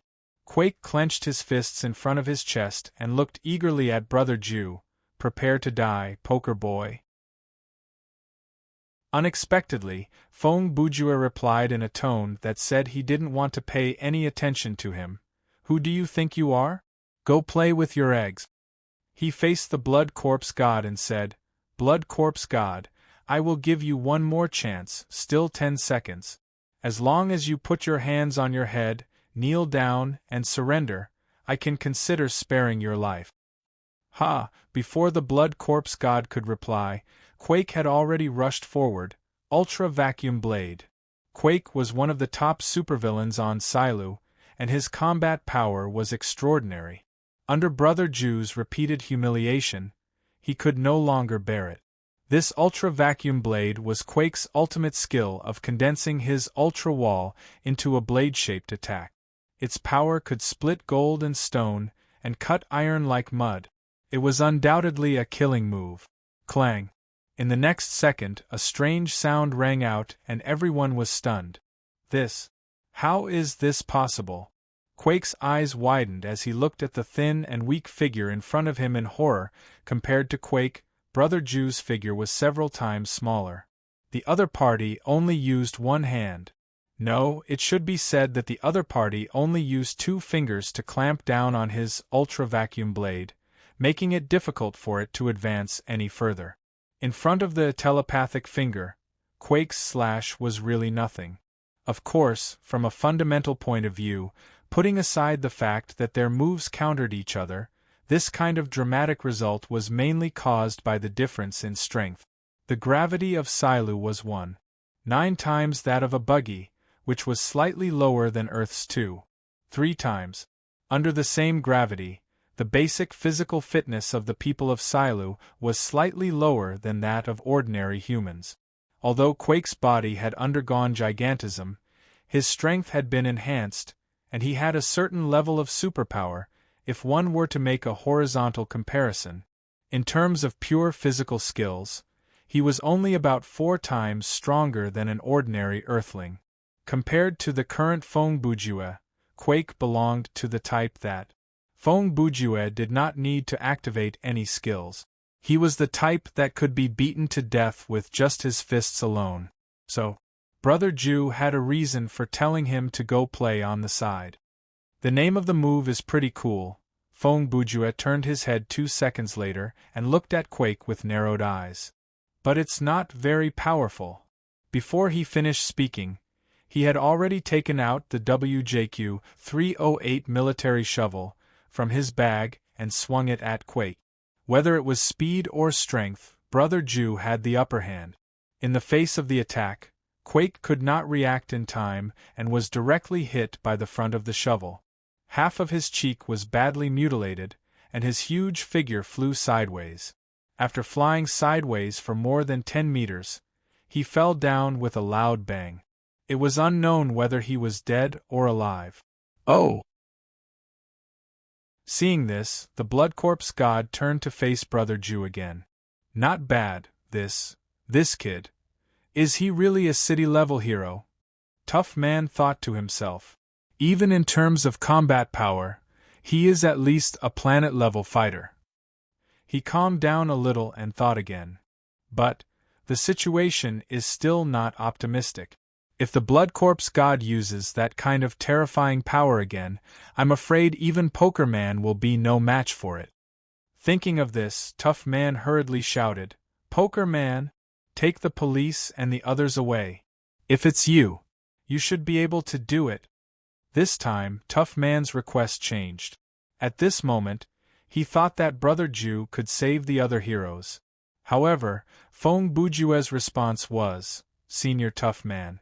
He looked at Tough Man on the ground. "Based on the combat power I've shown so far, how strong do you think I am?" "Bastard! Now is not the time to talk about this." Tough Man thought that Brother Jew was dissatisfied with the rating of the Yushuan Alliance and was complaining to him in this battle. But that was obviously not what Fong Bujue meant. "If you think that my power is about the same as yours, or that I am only slightly stronger than you, then you shouldn't have asked me to go and save them, because you yourself are a good example." Tough Man was startled when he heard this. Brother Jew's words were not pleasant to hear, but they were the truth. "And if you think that my strength is much higher than yours," Fong Bujue quickly continued, "then you shouldn't let me save people either. Because compared to leaving your back to the enemy, facing the enemy head-on is a more efficient and safer strategy." What he said was very reasonable, and Tough Man was speechless. "So, just lie down quietly," Fong Bujue said. "Wait for me to take care of this guy." "Oh." At this time, the Blood Corpse god laughed again. "Young man, defeating Quake has inflated your self-confidence too much. Why are you still standing?" Fong Bujue turned back and said, "Do you want to die?" He seemed to be obsessed with making the other party kneel down and surrender. Good. Very arrogant, very good. The Blood Corpse god was also faintly angered. It is most interesting to see a person with a character like yours surrender in fear. As he spoke, the Blood Corpse god had already used his ability without batting an eyelid. His fear projection was activated almost without warning. Its range of effect spread in a circle, and the larger the circle, the greater the consumption of the user's mental power. The maximum range of the Blood Corpse god's fear projection was about a radius of 50 kilometers. The projection speed was close to the speed of light, and the specific radius could be fine-tuned very precisely. When he used it on the 4 heroes earlier, he excluded Quake from the range of the ability. In addition, the degree of fear caused by the fear projection could be adjusted to roughly 1%. If it was divided into a little more detail, there were 100 levels. However, the Blood Corpse god would not use it like this. He generally used 10% as 10% to adjust it. There was another point. The effect of fear projection would be generated the moment the target was enveloped, and it would last for a considerable period of time. In other words, the Blood Corpse god only needed to open the force field for a few seconds. He did not need to maintain it for the fear effect to exist. The specific duration of the effect and the actual effect were determined by the target's mental power. The weaker the target's mental power, the longer the effect would last. If the target's mental power was strong, it could offset the degree and duration of the fear effect to a certain extent. For example, Quake, who was hit by 10% of the fear projectile, recovered in a short time. As for the 4 heroes who were hit by 50% of the fear projectile, only Unyielding Hero was able to barely withstand it. The others had yet to fully recover. Finally, let's talk about the weakness of this ability. Actually, the fear projection had no obvious weakness. If there had to be a weakness, it would be the consumption aspect. Theoretically speaking, if the Blood Corpse god expanded the range of the projection force field to a radius of 30 kilometers or more, and maintained the existence of the force field for a long time, his mental power would be exhausted. The problem was, in most cases, there was no need to do so. As mentioned earlier, this was an ability that could be used in an instant. Unless he encountered an opponent with extremely strong mental power, and that opponent could attack him from tens of kilometers away, there was a need to maintain such a huge force field. As for the fear projection that had a radius of less than 1 kilometer, it was like breathing for the Blood Corpse god. There was no harm in maintaining it. Ugh, in the blink of an eye, the 4 heroes lying on the ground let out muffled groans and screams one after another. Obviously, they were hit again, and this time, it was a fear projection with a 70% effect. The police hero, backflip hero, and disfigured hero, who had just recovered, fell down again. This time, they simply curled up into a ball, convulsing on the ground, trembling, and uttering all kinds of nonsense from their mouth. And Tough Guy finally couldn't hold on any longer. The part of his body that could still be used, the part above the broken spine, couldn't help but tremble. Humph! How about it? The Blood Corpse god smiled proudly and said to Brother Jew, "Now, do you have anything to say? If you really want me to say something." The moment Brother Jew opened his mouth, the smile on the Blood Corpse god's face froze because the former's voice was still languid, and there was no change in the expression of the dead fish eyes. "Then I'll give you 2 sentences. Brother Jew paused for half a second, raised his hand, and pointed his sword at the Blood Corpse god and recited, "The tiger roars in the forest, F***CKU Gobi Gobi.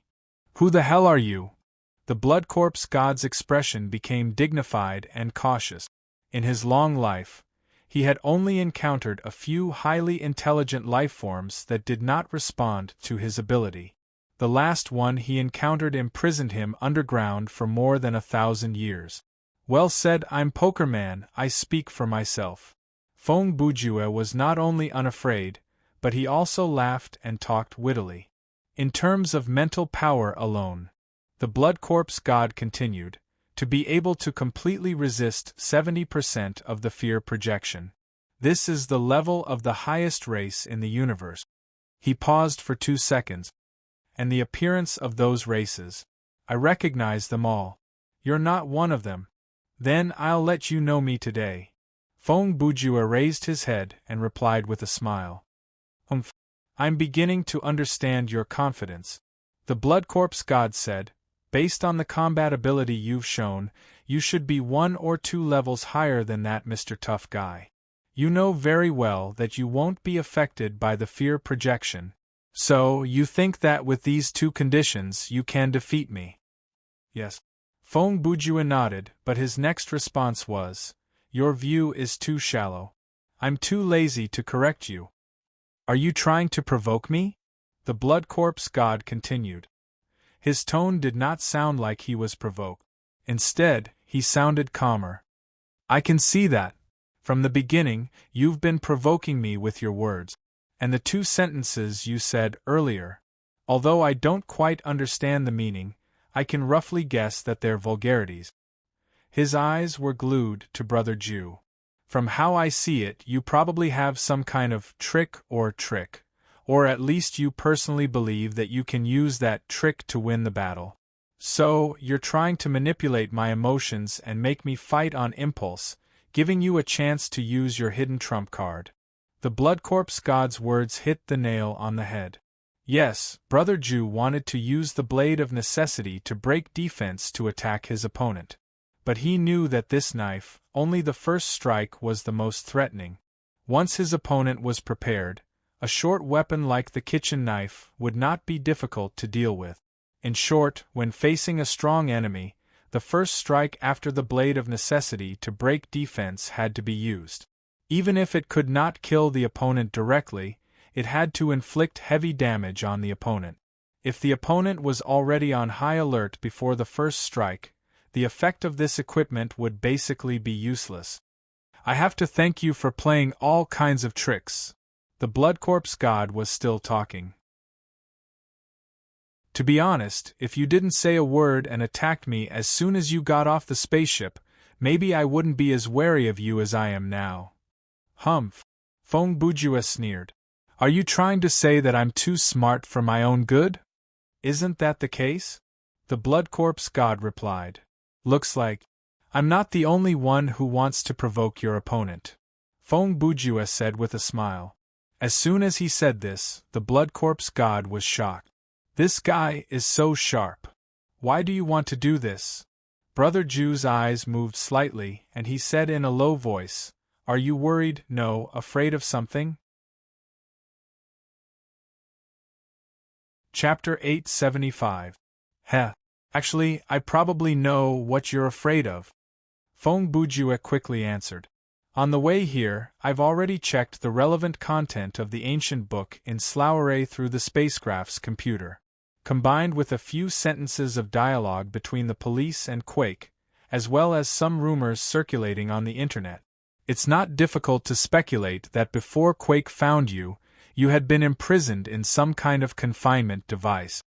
The Blood Corpse God's expression became colder and colder, and a murderous intent rose in his heart.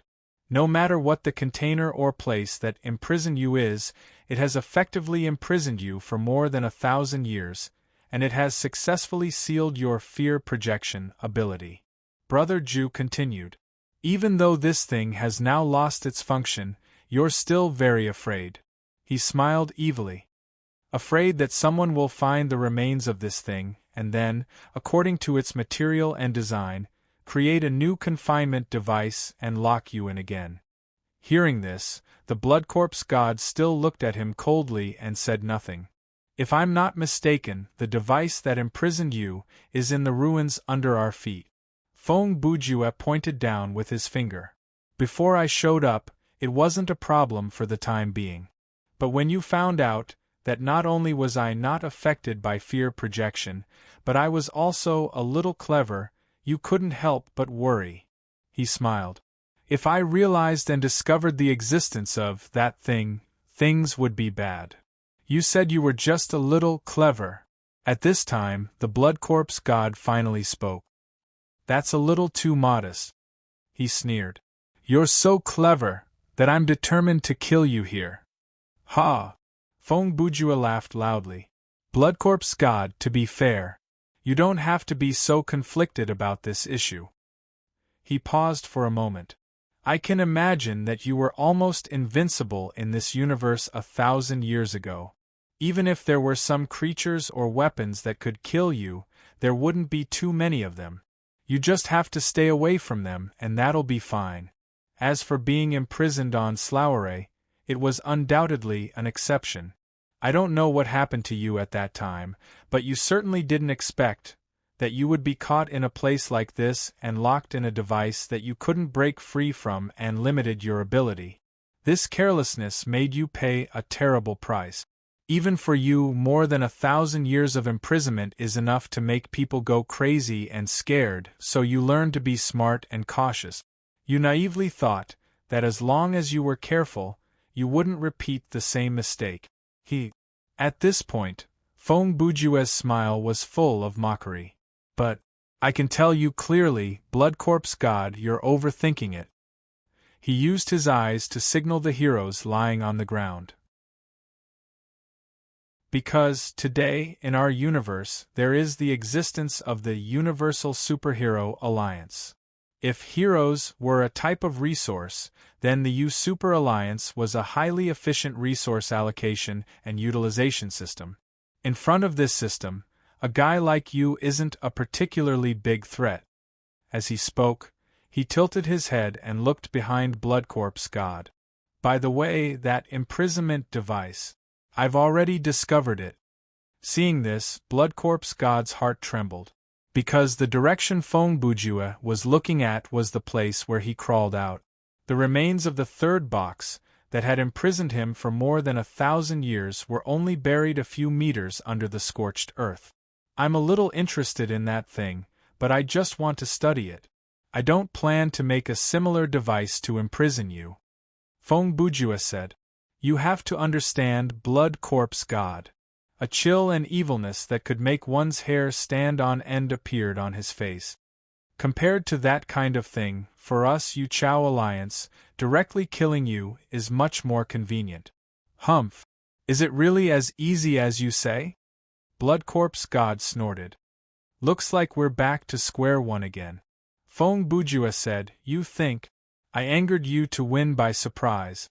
And to win by surprise, it's often a risky strategy adopted in a weak or balanced situation. With the support of this inference, most of what I've said can be regarded as a bluff. That's right. Blood Corpse god continued. Feng Bujue said again, but have you ever thought that maybe my behavior of angering the opponent is just a habit? It's like a skilled craftsman whose skills have long been perfected. Those methods that seem very sophisticated or even tricky to ordinary people, in his eyes, are very ordinary and can be used inadvertently. Blood Corpse god said. So that's how it is. At this moment, the golden red light on his body faintly became restless. This was a sign that he was ready to attack seriously. Then, prove it to me. In the eyes of Feng Bujue, who had data vision, many things were very clear. He could see the imprisonment device buried in the ground, he could see the data structure of Blood Corpse god, and he could also see where the opponent's limits were. Ma Sun. The next second, Feng Bujue decisively activated the summoning skill. A purple-gold giant figure of a fierce general appeared behind him. What is this, an illusion? Blood Corpse god was shocked. He had lived for thousands of years, but he had never seen such an ability. Super Golden Chinese / dance.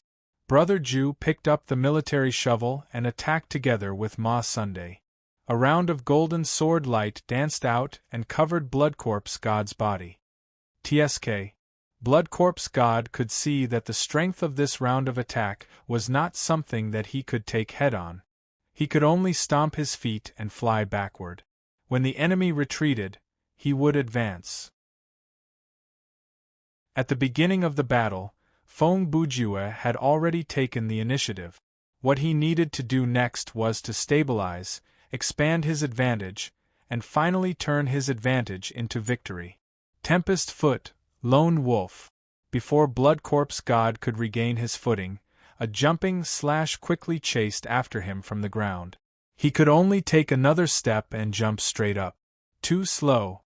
At this moment, Fong Bujue activated the body enhancement spell again and arrived in front of his opponent in a flash. In this split second, he had secretly activated the Bell of Jean Gang's special effect of doubling the effects of spiritual spells. Then, he blasted out a Fiend's Inferno Scorch. Boom. The power of the Fiend, pitch-black flames. The Fiend's Inferno Scorch with double attack power was no small matter. Its power was far beyond the Southern Dipper Flying Dragon Fist. After Blood Corpse God was hit, he felt intense pain all over his body. His limbs felt like they were falling apart. However, as the strongest mutant in the Inhu clan, he would not die under this move. Ha! After a violent roar, Blood Corpse God's body flashed with red light. The energy that leaked out instantly eliminated the damage he suffered. Sure enough, this guy's self-healing ability is ridiculously strong. Fong Bujue saw the situation and thought, I must find a chance to cut off his head with a blade of breaking defense. Otherwise, I will have to use a move like the Tri-Beam to kill him, boy. I haven't been hurt so much for a long time. On the other side, Blood Corpse God saw the gap in Brother Ju's posture after the move. He twisted his body in midair, took a step into the air, and rushed back. Where the wind from the fist passed, the sound barrier collapsed. The strong force moved mountains and rivers. Fong Bujue could not take this punch. His fighting style was mainly to guide, control, and attack. Under normal circumstances, he did not need to defend. When he had to defend, he mainly relied on dodging. In short, he could not take the hit. However, Blood Corpse God's speed and strength were super strong. The timing of this attack was also very suitable. Brother Ju used zero time difference to calculate. He could not dodge this punch.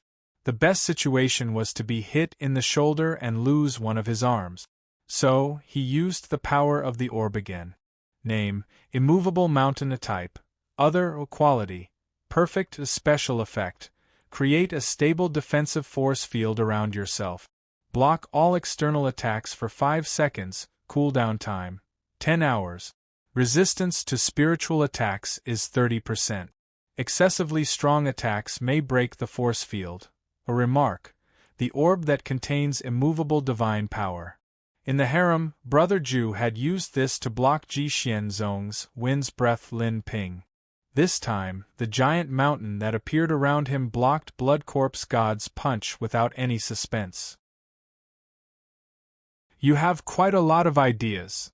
Blood Corpse God's fist landed on the mountain, and there was the sound of a giant rock shattering.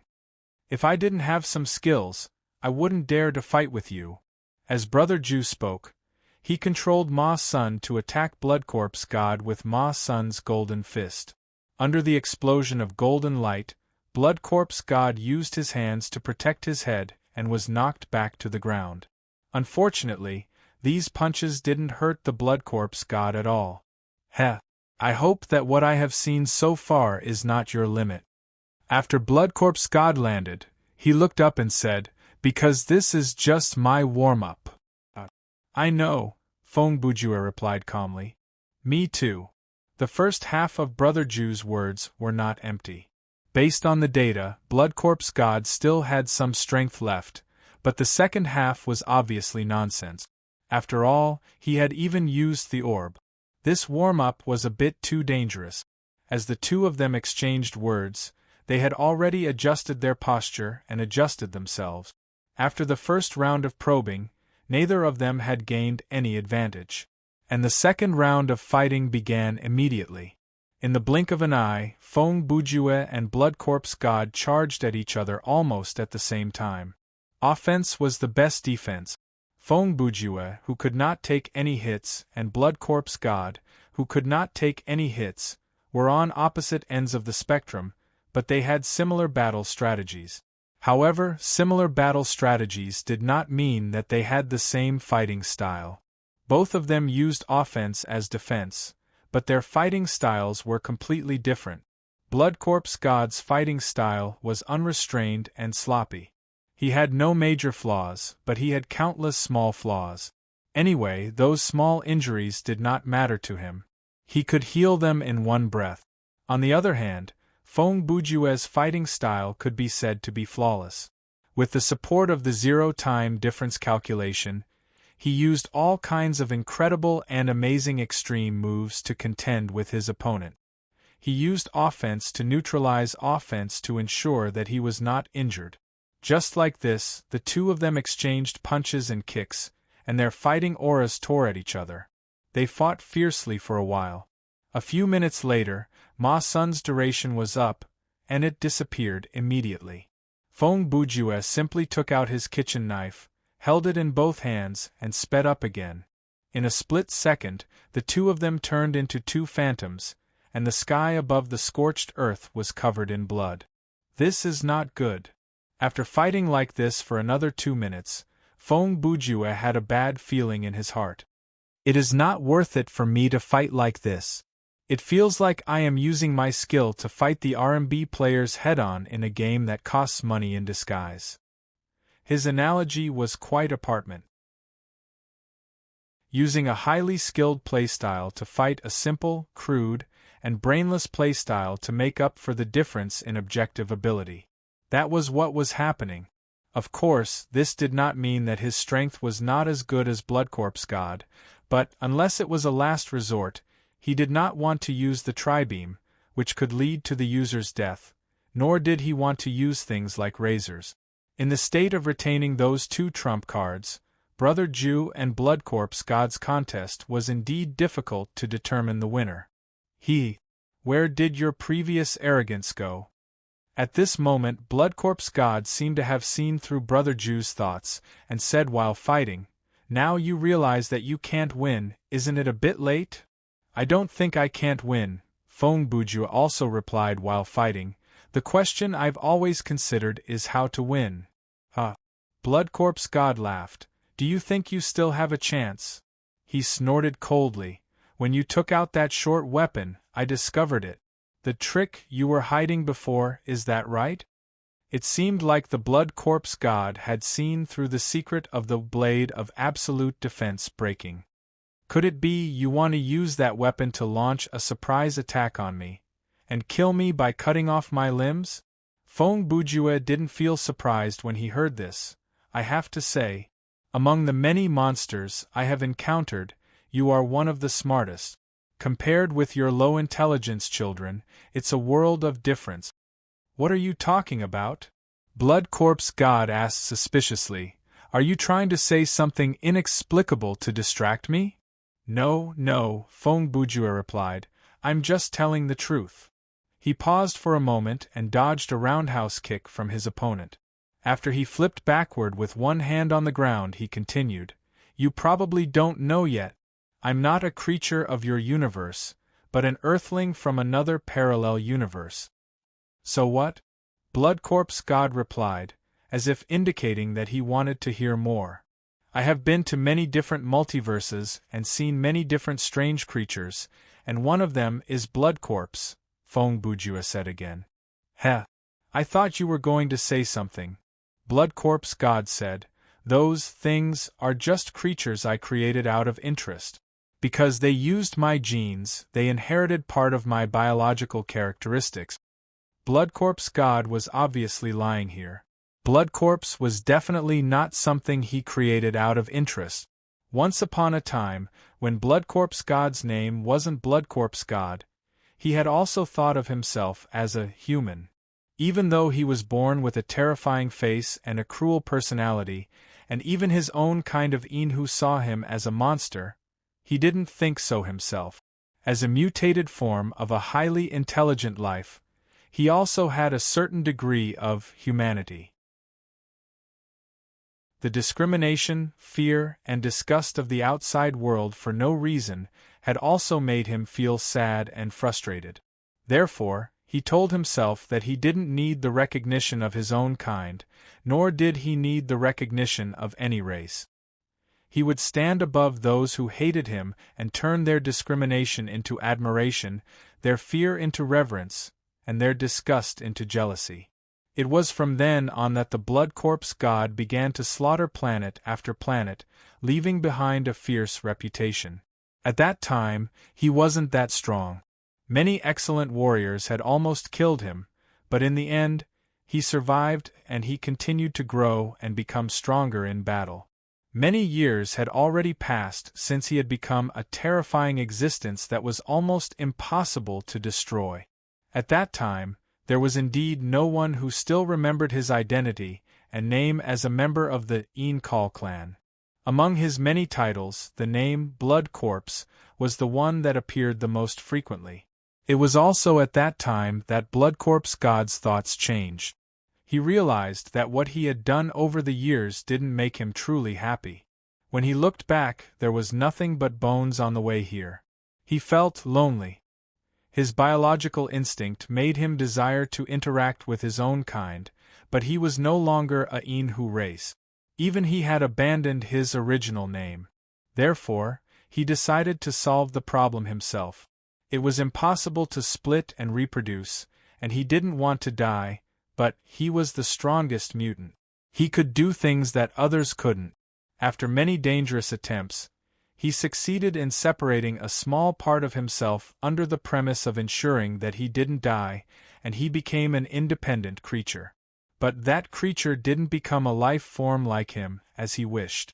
On the contrary, that thing quickly grew into a brainless monster that thirsted for flesh and blood endlessly. Other than an ugly appearance and some strange strength, it didn't inherit any intelligence from the Blood Corpse god. The Blood Corpse god was very disappointed, but he didn't give up immediately. After that, he tried many similar things, but the results were the same every time. He didn't destroy the creatures that he created. He just threw them into the universe and left them to fend for themselves. Perhaps he still had a glimmer of hope that with the passage of time, these blood corpses would develop intelligence on their own. Of course, this was just a glimmer of hope, I see. You created them. Fong Bujua quickly added, I'm getting more and more interested in you. At this time, Brother Ju had a plan in his mind. A plan that seemed impossible, but was worth a try. Chapter 876. I say.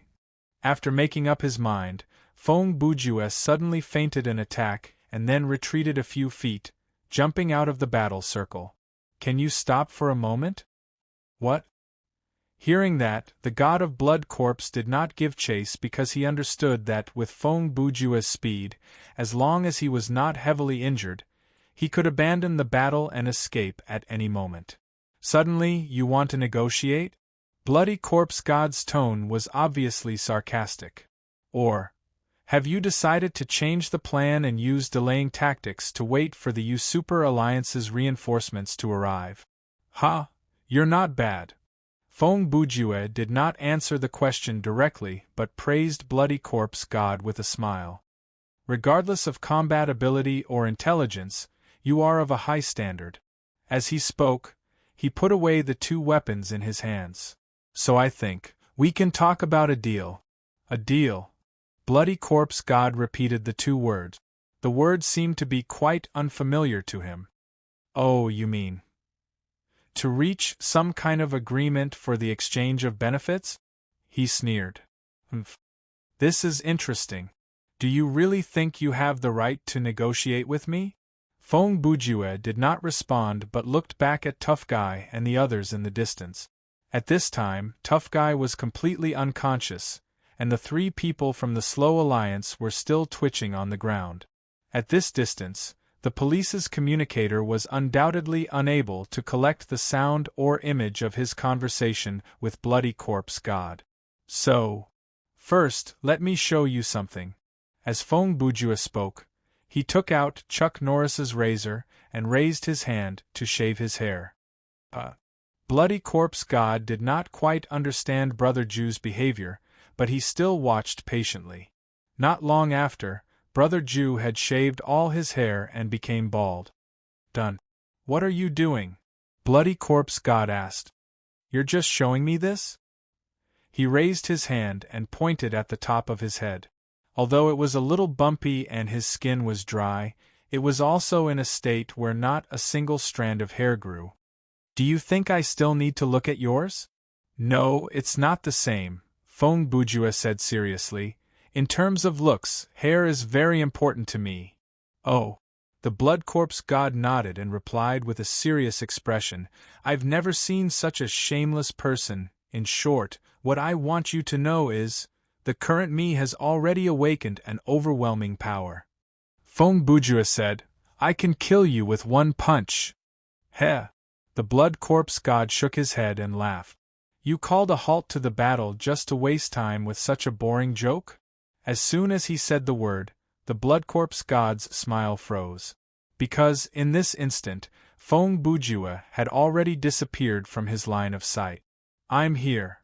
At the same time, Brother Jew's voice appeared behind the Blood Corpse God, and he used a finger to lightly tap the latter's shoulder.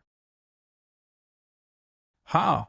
The Blood Corpse God immediately roared and instinctively turned around to throw a spinning kick. This spinning kick brought with it a violent gust of wind that swept across the scorched earth behind him. Its power was like a surging wave. But he did not kick anything.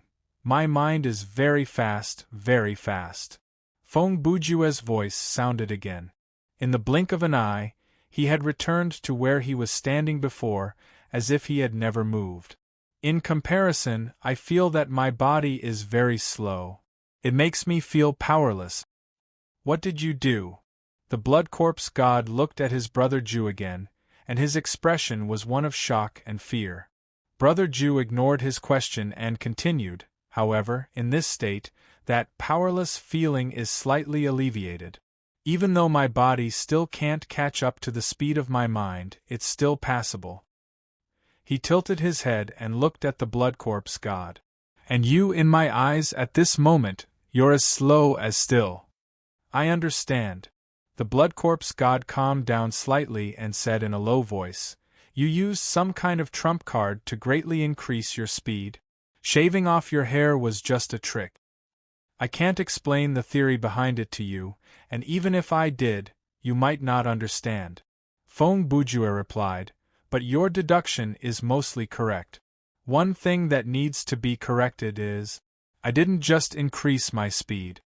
He paused for half a second.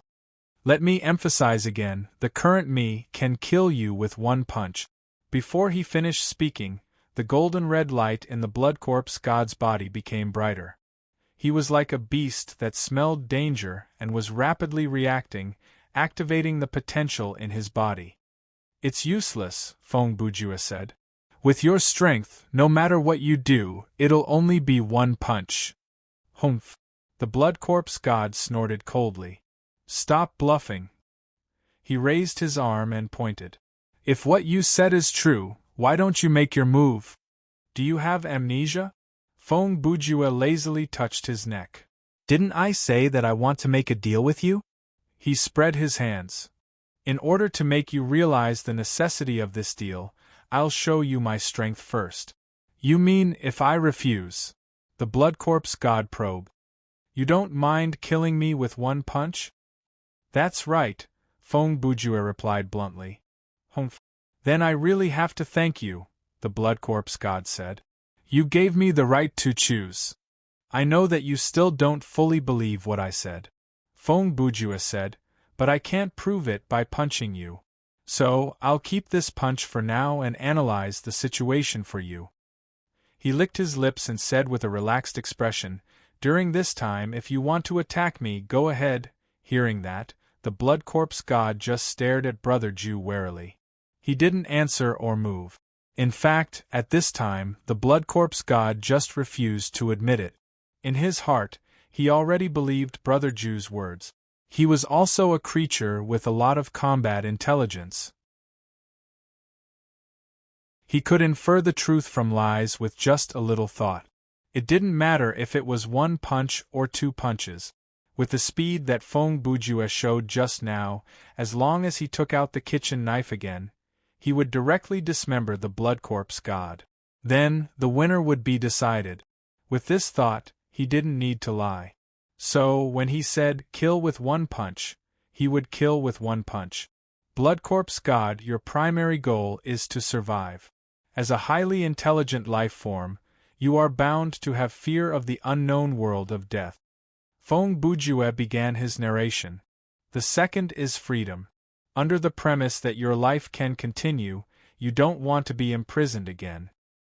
He raised his hand and waved his fingers. But I have to tell you, based on the current situation, you can't do these two things alone. After Brother Ju put down his hand, he continued, your strength is indeed very strong. In terms of fighting ability alone, you can compete with the Nebula-level heroes of the U-Super Alliance. With your fear projection, in a one-on-one battle, you are almost invincible. But the Nebula-level heroes are not to be trifled with. Their mental strength is undoubtedly very strong, and they also have all kinds of abilities. Those abilities may not be worse than yours. Even if they can't beat you in a one-on-one battle, if 2 or 3 people come. No, 2 people will be enough. If they are determined to kill you, as long as 2 Nebula-level heroes attack at the same time, you will definitely die. Before that, the reason why they wanted to kill me? Blood Corpse God interrupted. From the ancient records of the Slulii Kingdom, just the crimes you committed on this planet alone are worthy of being sentenced to death 10 times over. Feng Bujue laughed. You should be glad that in the era when you were sealed, there was no organization like the U-Super Alliance. Otherwise, you would have been finished long ago. Without turning his head, he used his thumb to point at the 4 figures far behind him. Even if you can hire a very good lawyer and use insufficient evidence as a defense to help you exonerate yourself from the crimes of the past. But the fact that you attacked and tried to eat these heroes just now is very difficult to cover up. If there is no communication video or something, I can still help you to silence them. Unfortunately, there is. When Blood Corpse God heard this, he increasingly felt that there was something wrong with the other party's words. This guy in front of him seemed to be different from the other heroes. In addition, even if you can let bygones be bygones and accept punishment with a good attitude in exchange for a prison term or something. Feng Bujue quickly added, after parole, what are you going to do? A dangerous species like you will always be on the watch list of the U-Super Alliance. Are you going to obediently plead guilty and serve your sentence, quit eating humans after you get out of prison, and find a place to live a stable life? Do you think this is possible? Hey, you're a hero. With this kind of attitude that leads people to evil and reasonable analysis, is it really okay to try to hinder others from turning over a new leaf? At this moment, Blood Corpse God could not help but complain fiercely in his heart. In summary, you can basically foresee your future, right? Feng Bujue continued, not to mention that I won't let you go. Even if I let you go, it's only a matter of time before you're arrested or killed. Hearing this, Blood Corpse God also understood. And you will give me another option? That's right. The corner of Feng Bujue's lips curled up, and he made no attempt to hide his expression as if he had succeeded in his scheme. Come and be my subordinate. What did you say? Blood Corpse God could not believe his ears. He practically enunciated each word as he asked this question. Ha! Feng Bujue laughed. The word subordinate doesn't sound too good to you, does it? Actually, it's just a title. It's not the kind of relationship you think it is. He put his hands in his pockets and continued, believe me, this is a win-win deal. You can go to countless universes and taste all kinds of fresh and novel ingredients, and you will never have to worry about dying. He used a very persuasive tone and expression to ramble on. Come on, young man, put down your integrity and form a contract with me, become my summoned creature.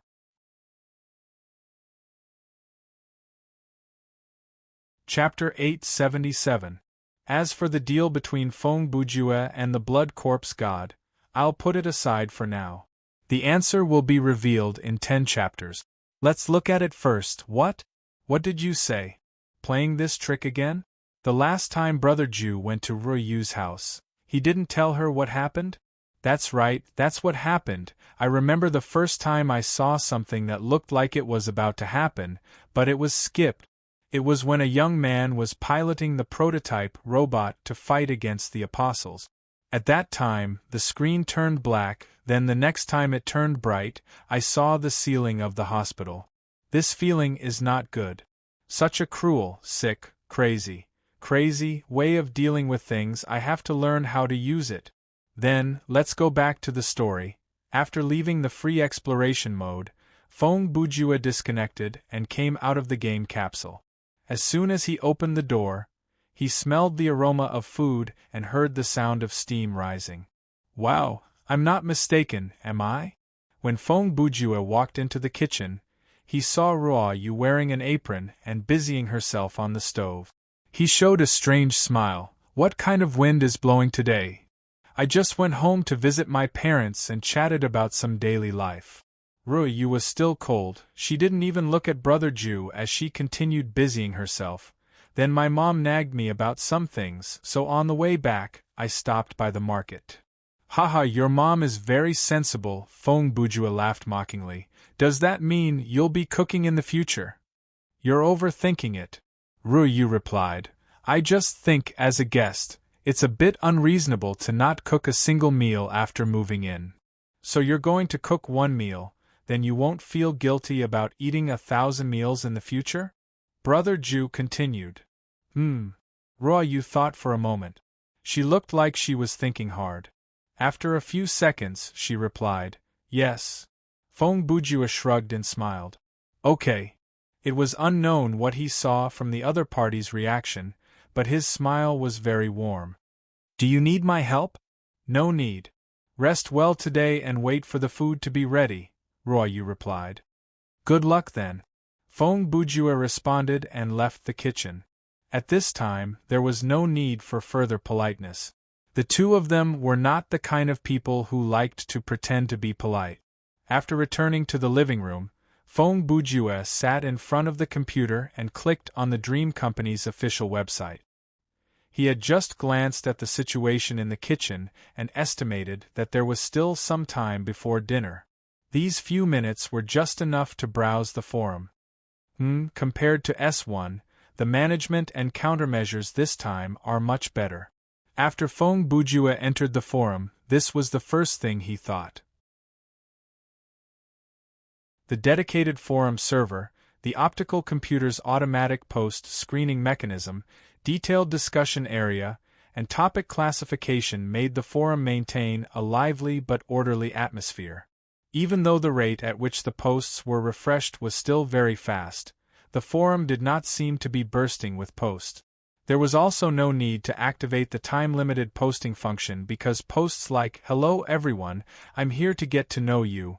I'll try to see if the post will be moved to S2, and =O= would be categorized as meaningless posts and deleted by the system the moment they were clicked to publish. They would not appear on the website at all. As for those who posted meaningless posts, after clicking the Publish button for the first time, they would receive a warning email from the system. The content was, "Please do not post meaningless posts in the tournament for the best S2 discussion area or post meaningless posts with keywords such as S2 and tournament for the best in other sections of the forum." If they posted a second time, the system would send another warning email and impose a 5-minute limit on posting. If they posted a third time, their account would be suspended for a day without explanation. In addition, those who posted illegal posts would receive the same or even more severe punishment during this period of time. For example, scolding in the replies, obviously starting a war, malicious replies, brainless comments from the bottom of their hearts, and so on. Once they were discovered and verified by the administrator, they could be suspended for more than 3 days. This time, the Dream Company's customer service department had received clear instructions from the higher-up. There's no need to be polite to such people. They're either trolls or idiots, or a combination of the two. What can they do if they're suspended for 8 to 10 days? Can they sue you in court? Complain? What are you afraid of? The colleagues who deal with complaints are not incompetent. Can't they tell if a complaint is malicious or not? All in all, if you encounter such people, just suspend them. If they dare to post an internal letter to scold the forum moderator, just suspend their right to post internal letters. There's no need to explain. You have to understand that if there are fewer of such people, the normal users of the gaming forum will have peace of mind and their mood will be better. Your workload will naturally decrease, and when your workload decreases, you can read novels and play games at work. Understand? The above was the original text of the employee complaint received by the Dream Company's customer service department. It was sent from the higher-ups the day before the start of S2. After reading it, the customer service manager made a phone call to confirm if it was a prank. In the end, it was not. Thus, she printed the email, enlarged it, and pasted it on the wall. At this stage, the entire Dream Company's customer service department's employees seemed to be on steroids. They were excited, eager to try, full of energy, and imposing. The atmosphere in the office was like a pyramid scheme headquarters. It felt like it would not be a problem to maintain it for 10 to 15 days. Let me see. Exclusive debut, speculation, analysis, and champion prediction of S2 competition. Fong Bujua looked at the screen and read, Non-professional players' teamwork skills and ideas. A real high-end strategy, a simple and crude team composition can win a high ranking. He found the titles of some of the posts funny. These guys are really good. The rules of the preliminaries haven't been announced in detail, and they've already predicted the finals. They've even thought about what kind of team would be able to get a place more easily. Am I too stupid? Whenever Brother Ju visited the forum, he would come across many of these refreshing posts. He would log in to read the content of these posts and read the replies that exposed his intelligence. His good mood would last for the whole day. Of course, in comparison, he still preferred to read posts that were insightful and good. Fong Bujue was not omnipotent. For a game like Thriller Paradise that could be played in many different ways, there would always be valuable techniques and information that he did not know about. Players with different characteristics and playstyles would write different strategies. Some of them were good, some had unique viewpoints, and some had exclusive discoveries. They were all very valuable for reference. Brother Ju visited the forum mainly for these kinds of posts. Just like that, Brother Ju sat before the computer and browsed the web for 20 minutes. During this time, Ruo Yu had already brought out the bowls, chopsticks, and a few dishes from the kitchen and placed them on the dining table. After everything was ready, Ruo Yu removed her apron and called Fong Bujue, "It's time to eat." Coming. With a smile on his face, Brother Ju ran to the dining table and sat down across from Ruo Yu. "This looks good." He glanced at the table. There were 3 dishes and 1 soup. Even though they were all home-cooked dishes, the color and smell were alluring. They were as good as his Chunibu cooking. "You're welcome. Dig in." Ruo Yu picked up the bowl and pulled back a strand of hair that fell over her forehead. She was ready to dig in.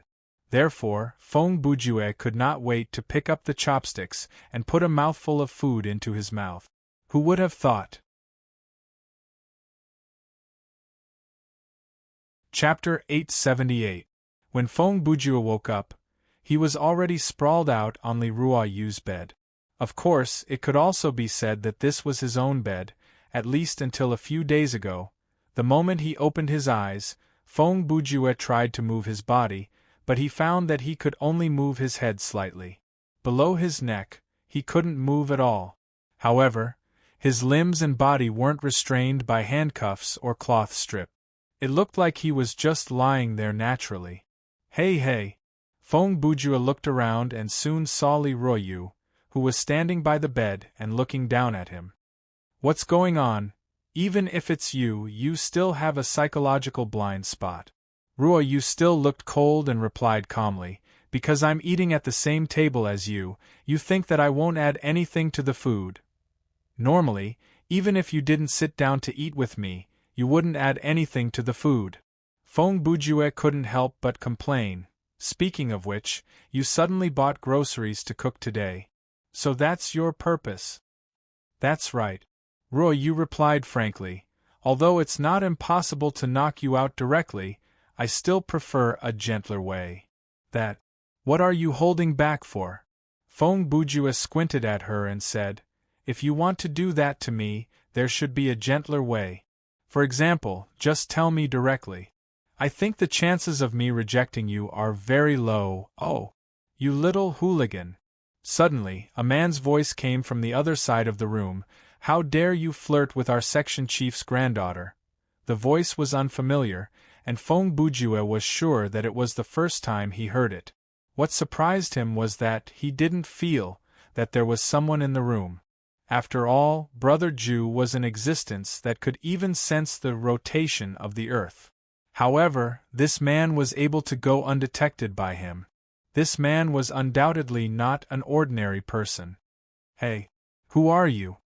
Feng Bujue turned his head toward the voice and asked a question that he had already guessed.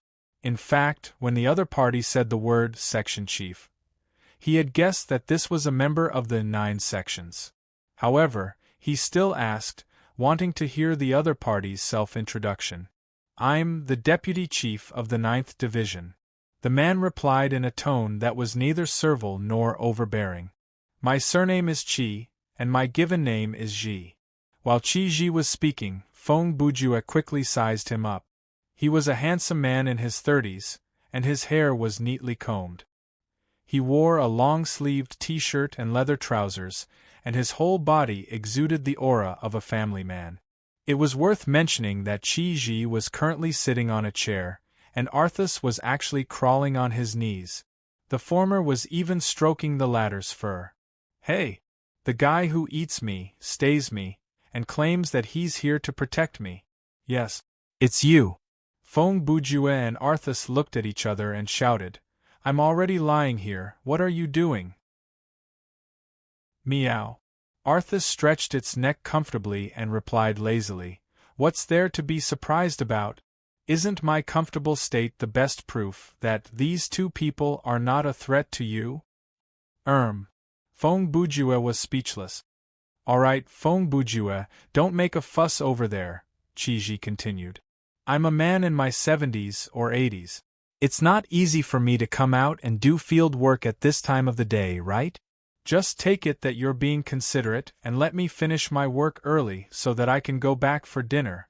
Let me tell you, my wife hates to heat up food repeatedly. She'll kill someone if she heats up food more than twice. Whoa. Another one? Feng Bujue couldn't help but think of Chief Gu. He also looked like he was 30 years old, but he claimed to be 76. You guys from 9 subjects are pretty good at maintaining your health. This is called hyperspirit body. Qi Ji's answer was exactly the same as Gu Chen's.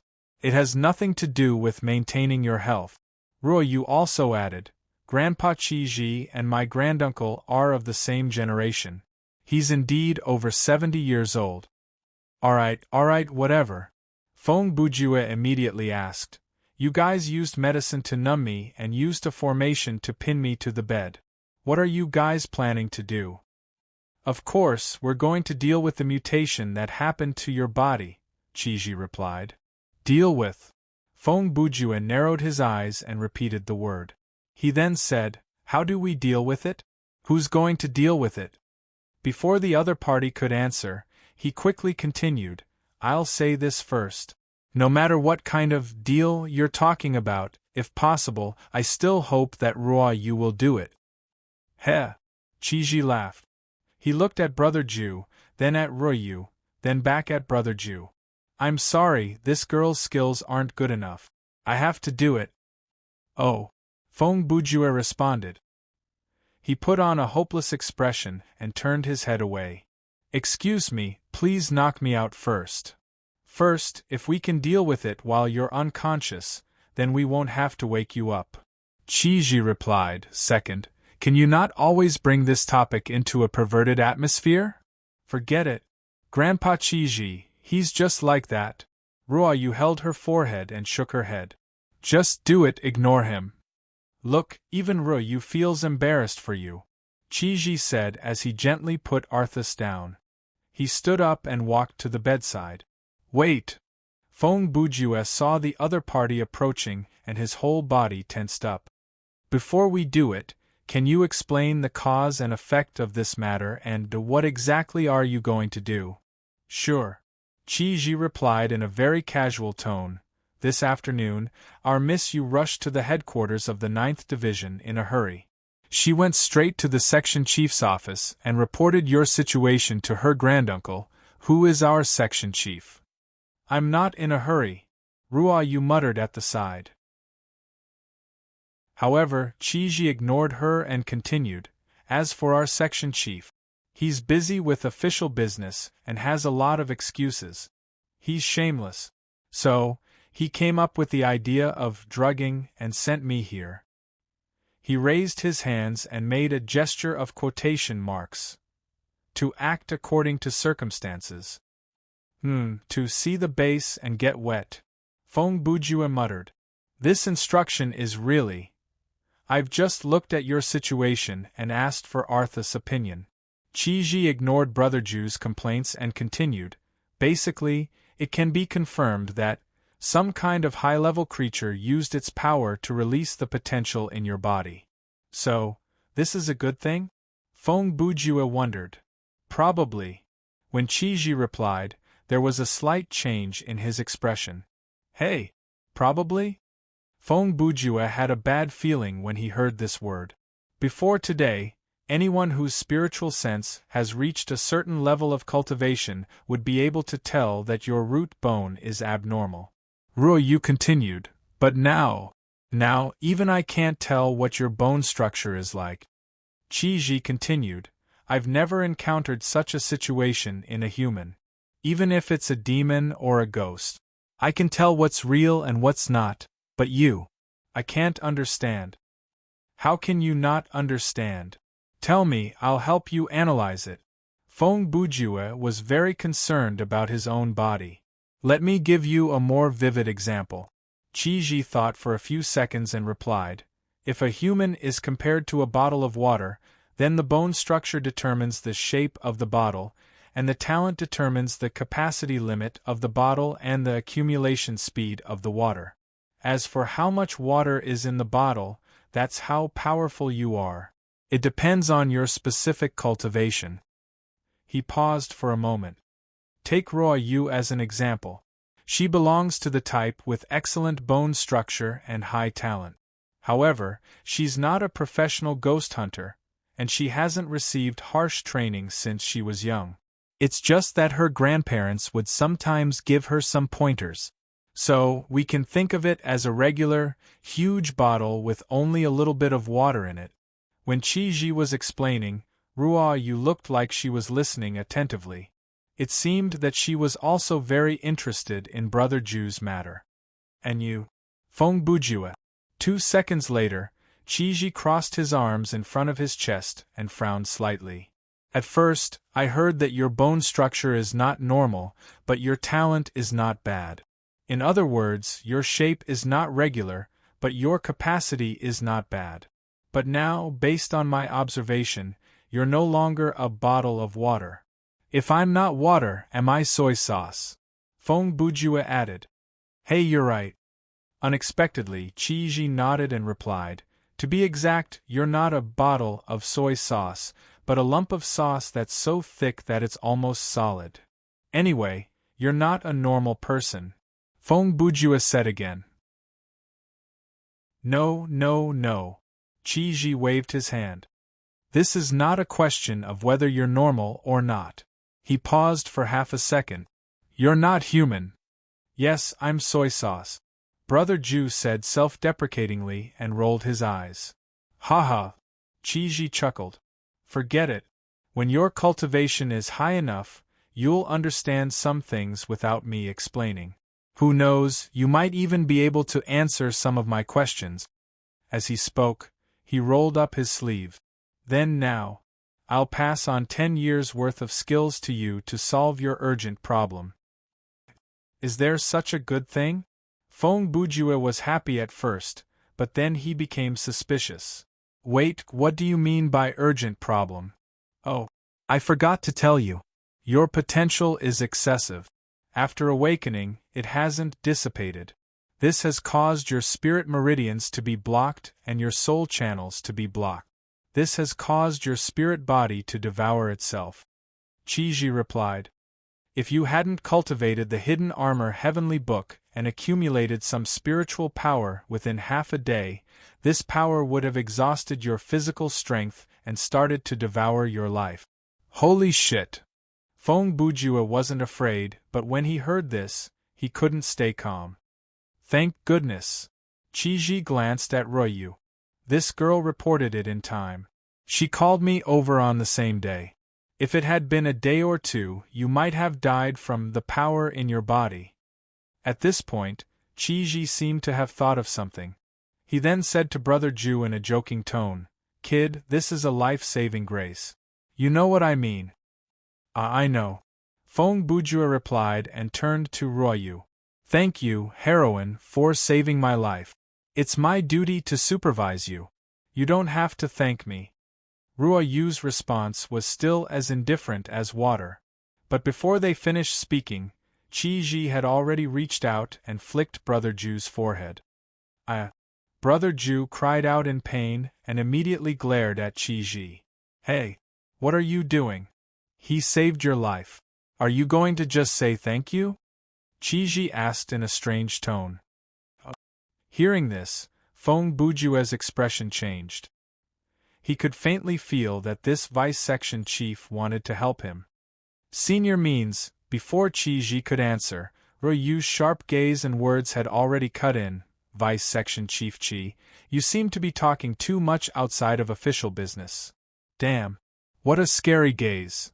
Qi didn't dare to speak after being glared at by a junior who was 50 years younger than him.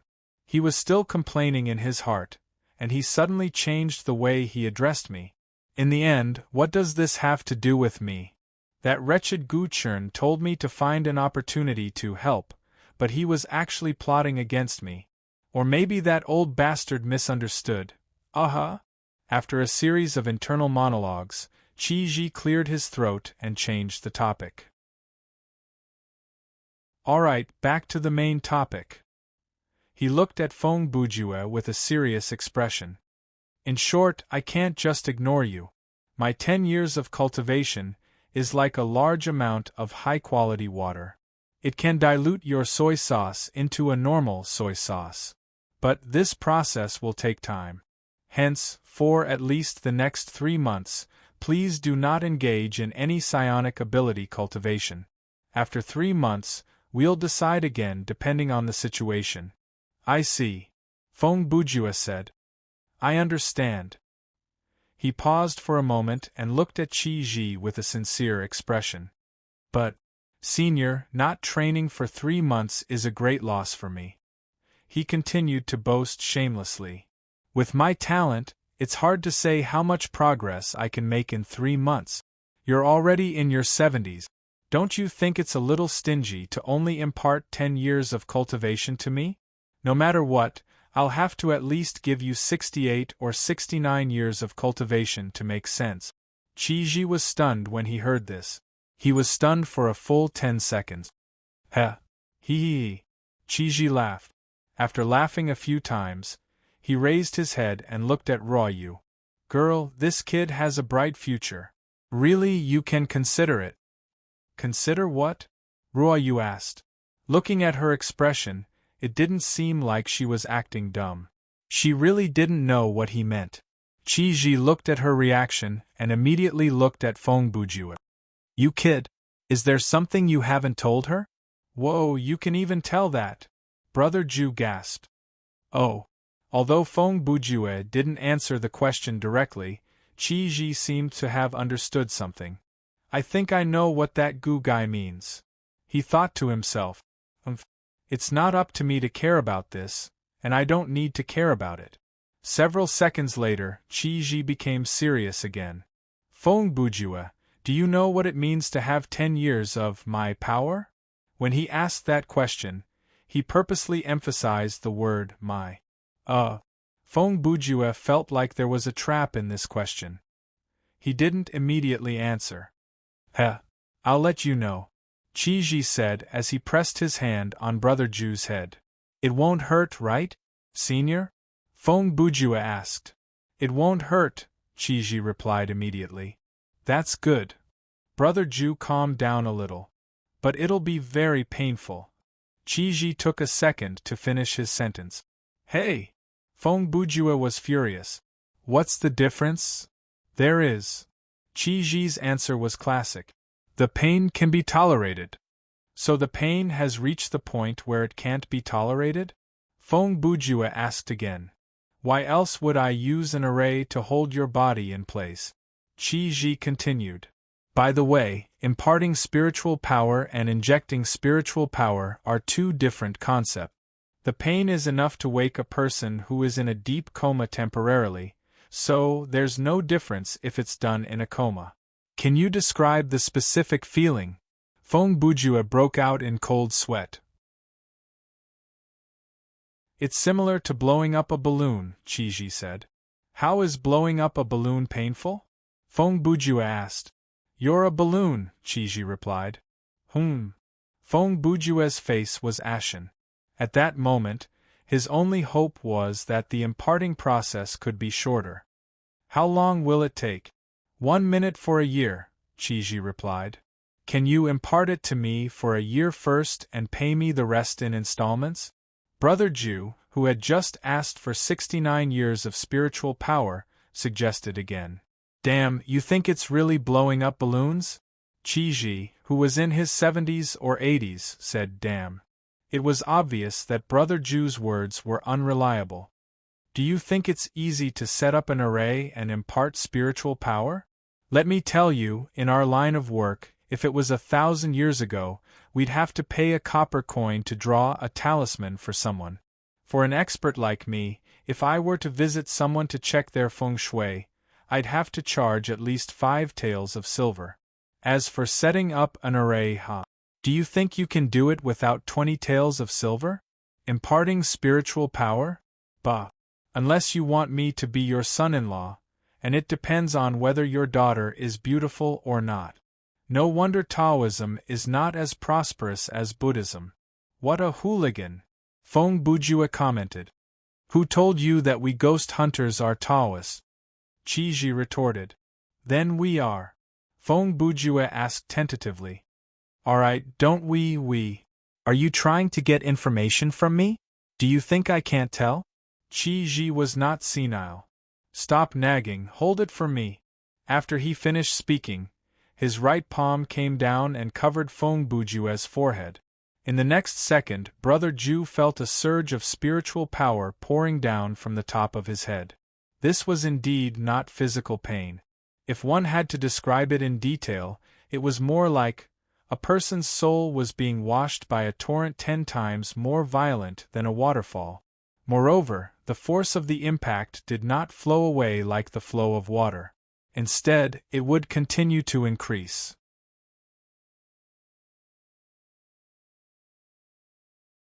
Chapter 879. August 7th, 11:59 p.m. That night, the 5 members of Underworld Frontline logged into the game in sleeping mode on time and gathered in Wang Tongji's conference room. When the clock hit midnight, the interface on the long table in the conference room automatically refreshed and a new item was added. Registration for the best S2. I'm going to fill it out now. As the team leader, Feng Bujue was naturally the one to fill out the registration form. Yes, we're all watching, Ruoyu added. If there's a weird name, we won't click confirm, Hua Jian added. Leader, you have to respect yourself, Xiaoling added. Brother Ju. Xiao Tan added. You know what I mean. Tisk, these guys. Feng Bujue pursed his lips and mumbled with an unhappy expression. They're so defensive, obviously. There was a reason for their reaction. After going online that day, everyone waited in the conference room for the registration process to begin. While waiting, Feng Bujue wanted to come up with a new team name. Even though he was immediately rejected by the 3 female members, he used the limited time. He had to come up with 3 names that had been rejected 3 times before they were even created. They were "Don't mess with me, I'm not that easy to trick, and I hate this gamble." A team name like this that contained information that only he knew. In the eyes of others, it was simply inexplicable, and would definitely not be used. However, those who knew Feng Bujue knew that he might secretly fill in the team names when no one was paying attention. Therefore, they had to be careful at all times. Welcome to the tournament for the Best S2's self-service registration system. Before you register, please confirm that you're in the same team as the other 4 members. After Feng Bujue clicked on the registration option, the system's voice rang out along with the projection on the conference room table. The registration system adopted a more user-friendly step-by-step voice prompt process to minimize the possibility of misoperation. Please wait a moment. After Feng Bujue confirmed the first step, the 5 team members' IDs and their avatars appeared on the operation interface. Please confirm your team member information. Every step of the registration process could be said to be extremely careful. In order to prevent players with similar IDs from sneaking into the party, unlikely but not impossible, when confirming the party members' names, the system matched their IDs to their faces one by one. If there was still a mistake, then the party leader would have to go see an optometrist. Please wait a moment. Checking all team members' information. The next step took about 30 seconds. After 30 seconds, the system voice said, "All right, I'll be back. Examination complete. Your team meets the registration criteria. Please fill in your team's name." A note: team names that violate the Internet User Account Name Management Regulations will be banned and rejected by the system. The names of registered guilds, game studios, and famous players in the game will be protected. Guilds have the priority to use their guild's name as their team name. Obvious name stealing will be banned and rejected by the system. I see. When Feng Bujue heard this, he turned around and looked at his teammate. To think that we were worried that the team name, Underworld Frontline, would be used first. Cut the crap. Hurry up and fill it in. Don't change the topic. The 3 girls stared at Brother Bujue intensely. They did not want to give him any chance to do anything sneaky. All right, I won't do anything stupid. Feng Bujue dragged his voice and said, "I'm just saying." After that, he turned around and typed the words Underworld Frontline on the interface. Please wait a moment. The team name is available. It complies with the priority policy. The following is the complete information of your team. After clicking the final confirmation button, all members in the team will receive a confirmation message. After all 5 members have agreed, the registration form will be officially submitted. After Feng Bujue completed this operation, an eye-catching pop-up window appeared in front of all 5 members of the Underworld Frontline. The content was basically the same as the interface on the conference table. After everyone clicked confirm, the system voice sounded again. Please wait a moment. The system is reviewing. This time, the wait was longer. After about 2 minutes, the interface on the conference table jumped automatically. Registration successful. I wish you all the best in the tournament for the Best S2. After this voice message, the entire process was considered to be over. As for other matters such as changing members and quitting the team, the Underworld Frontline members did not need to worry about them. All they needed to do was wait for another 48 hours. When the tournament for the Best S2 practice mode, see Chapter 728 for the practice mode, was activated, they would be able to enter and practice. As the saying goes, books are long and books are short. 2 days of time had passed by just like that with 11 words. Underworld Frontline, who had successfully registered, finally had their first practice match. It was also midnight, and they were all in sleeping mode. After the 5 of them formed the team, they returned to their respective login lobbies. Not long after that, Fong Bujua's voice appeared in the team communicator. Then, as we agreed earlier, I will be the substitute. Sure. No problem. Let's do it. I can't wait. His teammates rubbed their palms together, eager to give it a try.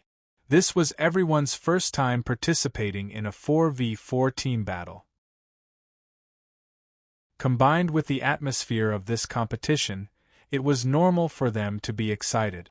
With regards to Fong Bujua, he was quite calm. After all, he was a substitute. Of course, being a substitute did not mean that he would not do anything. In this mode, the 5th substitute would enter the scenario as a spectator. The spectators could watch the battle from behind their teammates with a view similar to the back spirit. They could also switch between their teammates at any time. As long as a teammate was still alive, the spectators could instantly appear behind them and share their view. This way, even though the substitute would not participate in the battle personally, he would be able to gain the most information from the battle. In fact, in the later matches, some teams would use a strategist similar to a coach to guide them. These people would be the substitutes for each match, and after each match, they would guide the other 4 members based on the information they gained from observing the whole situation. But that is a story for another time. Let's not talk about it here. Let's take a look at the first external practice match for the Underworld Frontline. Chapter 880. Fong Bujua, Level 50 Rain Like Rain, Level 47 Laughing Soul, Level 46 Wang Tanji, Level 46 Flower on the Rock, Level 40. Please select the game mode that your team would like to join. You have selected tournament for the best S2 practice mode. Please confirm. Confirmed. Please select the spectator for this match. At that point, a side menu appeared on the screen. On it were the IDs of the 5 team members. Fong Bujua clicked on his own name. Confirmed. Please set up the privacy protection option for your team. This privacy protection option allowed the team leader to choose: do you want to blur out the appearance of your team members, and do you want to reveal your team name to the enemy team? Obviously, the existence of these 2 options was extremely necessary. As mentioned earlier, S2 was not only a battle between teams, it was also a battle of information. Before the official match, the more information about a team was leaked, the more disadvantageous it would be for them during the match. Therefore, when your team name and the appearance of your team members were exposed, you were already in danger.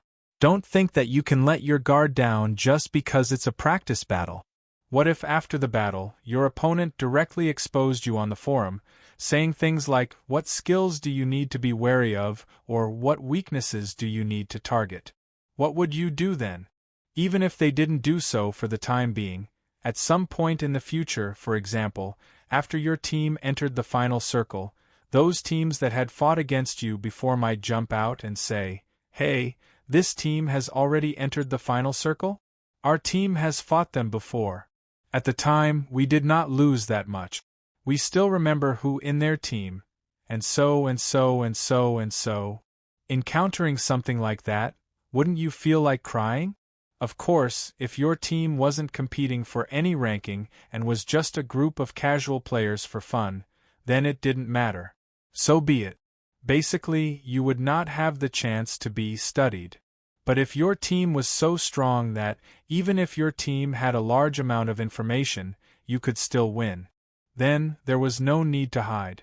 For example, Order, Brahmin, Pugilistic World, Red Cherry, and other first-tier societies did not use the privacy protection function. They had at least 2 good reasons to do so. Firstly, to a gaming studio, increasing their fame and influence was extremely important, even more important than the competition itself. Secondly, Their name could bring a kind of deterrence to the other party. Normal non-professional or even semi-professional players would feel an invisible psychological pressure when they saw these famous team names. As for the underworld frontline with Fong Bujue's wretchedness, oh no wit, with Brother Ju's wit as their captain, how could they possibly leak any information? In fact, all the way until the end of the S2 preliminaries, the last few rounds of the preliminaries would remove the privacy protection function. When the true face of Underworld Frontline was finally revealed, no one had any impression of them. Even the teams that had fought with them before were not sure if they were the same people they had encountered. And the reason for this would soon be revealed to everyone. You have selected blurred out appearance, and do not reveal your team name to the enemy team. Please confirm. Confirmed. Your team has joined the queue. Currently searching for other teams that are ready. Matching complete. Coordinating nerve connection. Generating scenario. Downloading, please wait a moment. When he finished, Fong Bujue's body was weightless, and his vision darkened. There was no opening in this mode. After a moment of silence, there was download complete. You are currently playing tournament for the best S2 practice mode.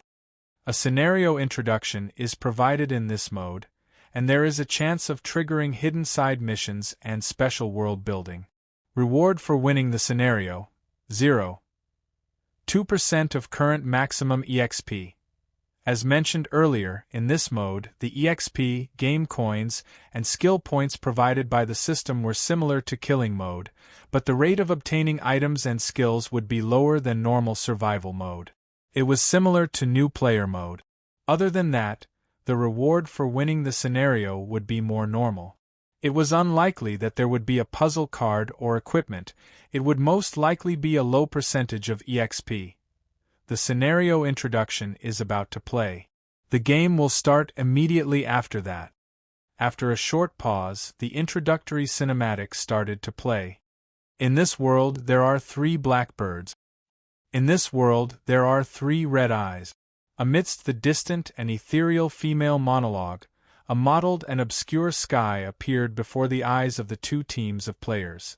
Instead of calling it a sky, it was more like a palette in the brain of a mental patient. On the gray background, there were many distorted patterns that looked like oil paints that were irregularly distributed and flowing. In the sky, there were indeed 3 large black shadows that looked like crows circling in the sky. No one can escape from the predation of those birds. No one can escape from the gaze of those eyes. The camera moved, and a barren land appeared on screen. The land was rugged and barren, and the bones of various strange creatures littered the ground. The wreckage of some astonishingly large buildings was scattered across the continent, each pile as big as half a building. In this world, there was once a white kingdom. In this world, there was once a golden king. Another 2 lines of monologue appeared, and the cinematic was instantly covered in a layer of blurry color like it had entered the perspective of memory. In the blink of an eye, the barren land had turned into a fertile grassland. The wreckage of the buildings had turned into magnificent temples and statues. Even the grotesque sky had become pleasing to the eye after being covered with warm colors. How prosperous that kingdom was, and how extraordinary that king was.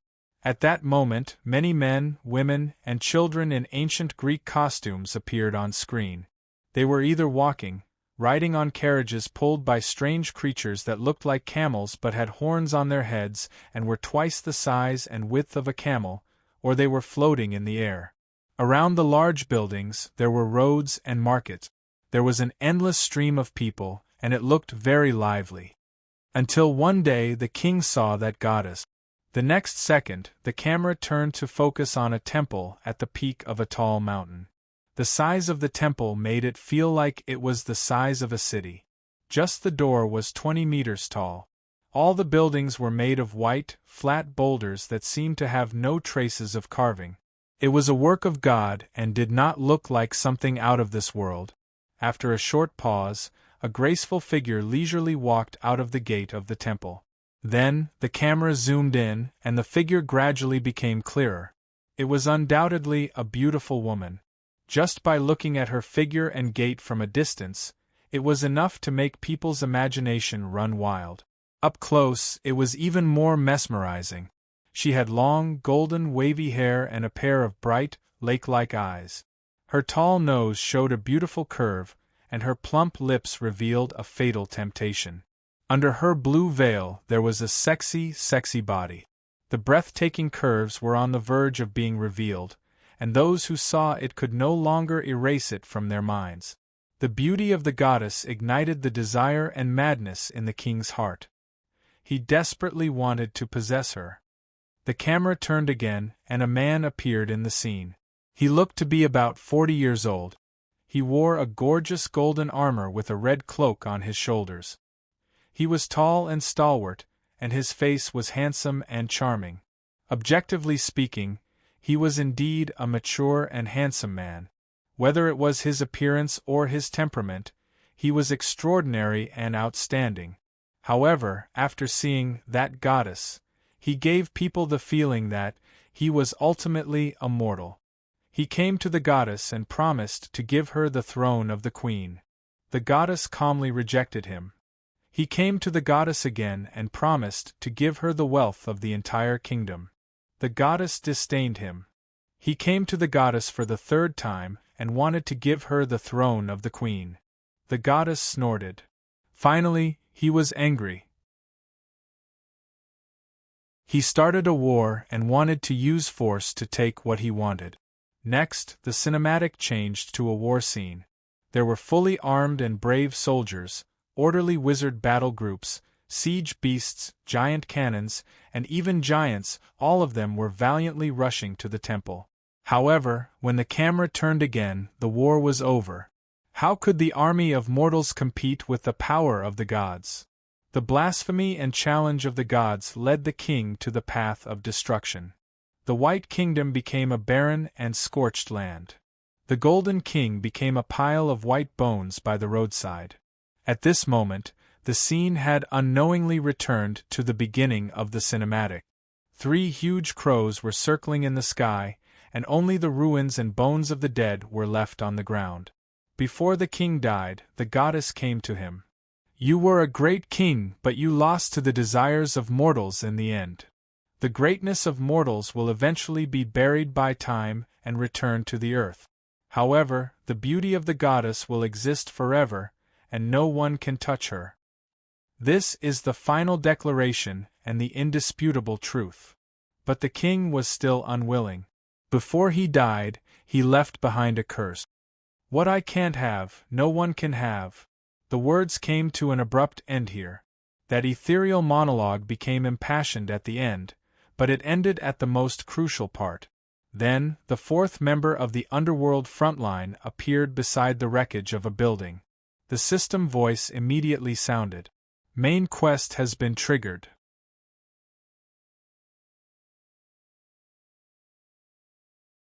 Chapter 881. Kill 4 members of the Fruit of Corn team. The content of the main quest could be said to be concise. Since the leader of the opposing team did not choose to protect their privacy, the name of the team was revealed in the main quest of Underworld Frontline. In contrast, the main quest that they received was kill 4 members of the opposing team, but it did not mention the name of Underworld Frontline. I really can't see anything. After opening the game menu, the first thing that Xiao Tan noticed was that the team tab in this mode was different from a normal killing game. The official website stated that in this mode, when the player opened the game menu, they would only be able to see the IGN, level, and life status of their teammates. The information of the enemy team would not be shown. Compared to the setting of killing game where the player could see the enemy's ID and life status from the start, this new rule in S2 added many uncertainties to the competition. After all, the skills in Thriller Paradise were ever-changing. Before the opponent's body dissolved into white light, anything could happen. Therefore, the last hit had become a very important habit in this mode. "You're right, you can't see anything," Hannah said. "I say." Xiao Ling narrowed her eyes and looked at Xiao Tan. Haven't you read the thread on the official website in detail? I've read it, Xiao Tan replied weakly. I said read it in detail. Xiao Ling raised her hand to make quotation marks. Fine. I only read through the thread on the official website, and I didn't memorize all the details. Xiao Tan replied in a tone that sounded like he was admitting his mistake. Actually, he did not need to do that because his action was very normal. Most players wouldn't bother to memorize all the rules, settings, and other information in detail. In fact, there were not that many people who would read through the thread. Most people would focus on the content that they were interested in and skim through the rest. Unfortunately, Xiao Tan was not in a normal team, and his teammates did not belong to the majority of players. The few in Underworld Frontline were the type who had memorized the rules of the competition in detail in their mind. Therefore, Xiao Tan's action, which appeared normal to outsiders, looked like he was slacking off. Oh well, I'll go get some rest after this, Xiao Ling said as she raised her head to smile at Xiao Tan. She even raised her hand to ruffle the latter's hair. No matter how one looked at it, it felt like they were training a pet. Xiao Tan accepted the man's action with a smile. These two. They're openly showing off their affection for each other. Brother Ju, who was watching, could not help but grumble when he saw this. Of course, Feng Bujue's words could not be heard by the other players inside the scenario. At that moment, Brother Ju did not have a physical body. To put it simply, the system did not create a physical body for him. Therefore, he maintained a first-person perspective. It was the same situation as when he watched the opening cinematic. He could watch, listen, and even complain, only he could hear. But he could not influence the people or objects in the scenario. Speaking of which, this spectator perspective feels similar to the perspective of the dead in CS, Counter-Strike, a shooting game series developed by Valve. Feng Bujue continued. But in Counter-Strike, the dead observation perspective can be used in many ways, but this spectator can only switch back and forth between his teammates. Even though Brother Ju thought that this restriction was rather inconvenient, he could understand the developer's intention. Obviously, switching between full view was not that difficult from a technical point of view. There had to be a reason why the game rules would limit the freedom of the spectator's perspective. In a game like Counter-Strike, where a single map was less than 1 mu in size, and there were at most 32 old men with rough character maps, it was indeed nothing to let the observer fly around and look around. But in a game like Thriller Paradise with realistic characters, plenty of NPCs and a large map, allowing the spectator to look around without restriction, they could do all kinds of dirty things.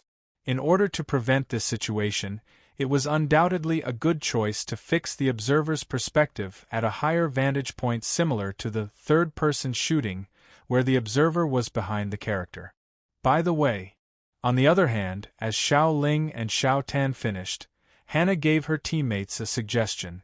Let's use the revival effect of the Staff of Asclepius first. The third special effect of her legendary weapon, the Immortal Power, could only be used once in every scenario, and there was no duration limit. Therefore, it could be used on someone from the start of the scenario. Spirity pursed her lips and said thoughtfully, generally speaking, special effects like saving an extra life in advance should be used on the strongest person, so, at this point, her eyes moved to Ruyu. Xiao Tan and Hannah Jian turned to look at the latter in unison. It looked like everyone had agreed on who was the strongest person in the team.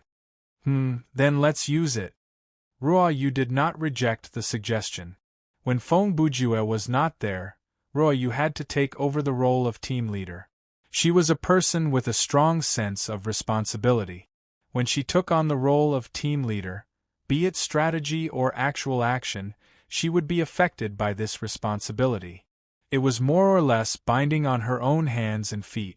With the guarantee of resurrection, she could do whatever she wanted. Therefore, Hannah Jian soon used the special effect of the immortal power on Ryu. After that, the team started to discuss the next battle strategy. Since Brother Bujue was not there, the task of analyzing the scenario fell to Xiao Ling. So far, I don't see any misdirection or hidden hints in the introduction. About 2 minutes later, Xiao Ling placed her finger on her lips and started to think. In terms of the plot, everyone understands it. It is not that complicated. In my opinion, the more important things that we need to pay attention to are the following. Her analysis was very methodical. First, the 3 birds and 3 eyes must be the key to this scenario. Deciphering their true meaning will be of great help to the players. Second, the curse of the king is a big mystery left in the introduction.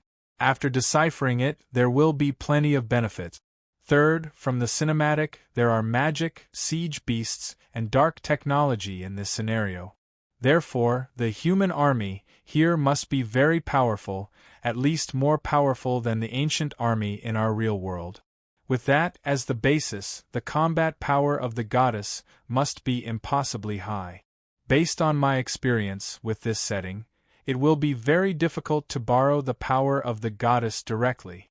One careless mistake and you will be in deep trouble. Furthermore, as the stronger party, we do not need to borrow the power of the NPCs. Therefore, I suggest we don't try that. How did we become the stronger party? Xiao Tan asked with confusion. Idiot. Xiao Ling knocked on his head. At the very least, you are an expert who made it into the top 50 in tournament for the best S1. Compared to the average casual players, you are equivalent to 1.5 people, right? She then pointed at Ryu. My cousin is stronger than you, and she has 2 lives, so it shouldn't be a problem for her to be 3.5 people, right? Hua Jian added, if that is the case, our combat power is at least 7.4. Hey, Xiao Tan mumbled. We haven't even met the enemy, and we're already defining them as average casual players. Do you think a team named Fruit of the Corn, that doesn't even have any privacy protection, would be a professional team? Xiao Ling asked. Xiao Tan did not know how to refute that.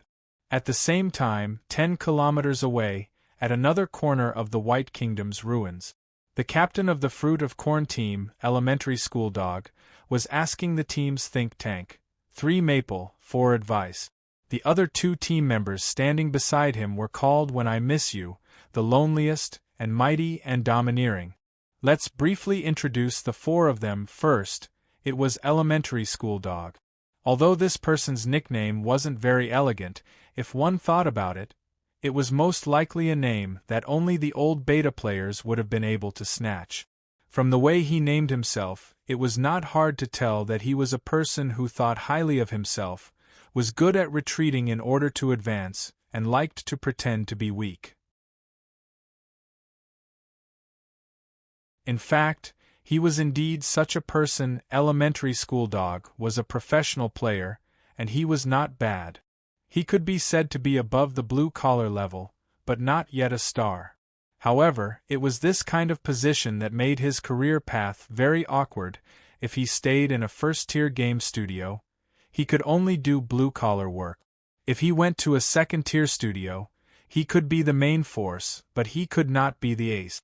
If he went to a third-tier studio, he could be the ace, but it was a pity that those small companies were very unstable. Many of them closed after a few months without making much money. Moreover, their income might not be as high as the blue-collar players in the first-tier studio, and they would not be famous. All in all, elementary school dog was at the level of chicken head and phoenix tail. When facing ordinary players, he was usually very confident and felt superior. However, when facing the top players, he could feel the difference in strength, and soon, he would feel powerless in terms of appearance. Brother Dog was very simple, which was quite in line with his character of pretending to be weak. He had an unadorned appearance, short hair, and a well-proportioned body. He was wearing a very practical assault soldier uniform. It had many pockets, was convenient for movement, and was not bad at both heat and cold resistance. For this competition, Brother Dog found 3 non-professional players that he thought were quite strong to form a team. The spectator was his friend, a pure casual player who was there to make up the numbers. The goal was not very high, to get into the top 100 of the preliminaries. He was very clear that the team would not be able to reach a higher goal. Whether or not they could get into the top 100 of the preliminaries depended on luck. Let's look at the second person, Flowing 3 Maple. This was a teammate that elementary school Dog had high hopes for, and he was also the first teammate that he invited. Flowing 3 Maple was an old player who had created his account during the closed beta. Although he was not a professional player, he was a rare player who was good at both martial arts and literature. He felt like he was similar to Pikachu. Oh no. Autumn Gale's style was a bit similar to Pikachu's, but Autumn Gale's strength was stronger than his in all aspects.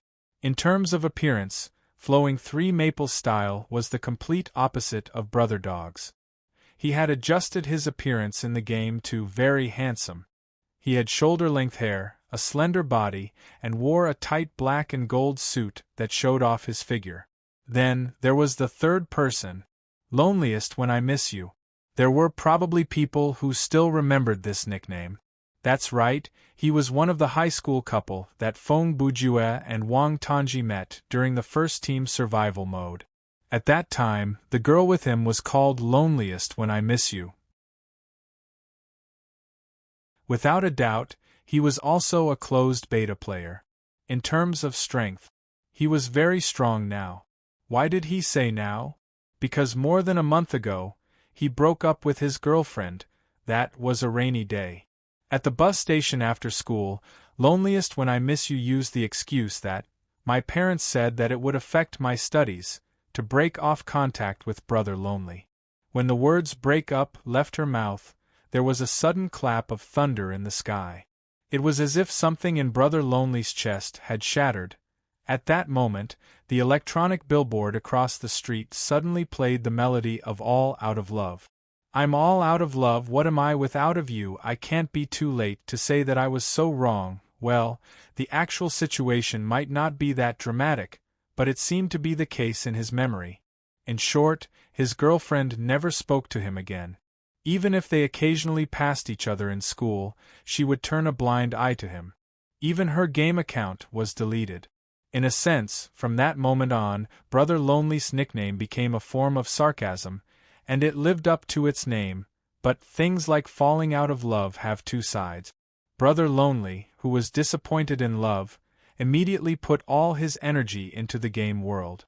He used the time that he would have spent on eating, shopping, and watching movies to play the game. He used the money that he would have spent on eating, shopping, and watching movies to play the game.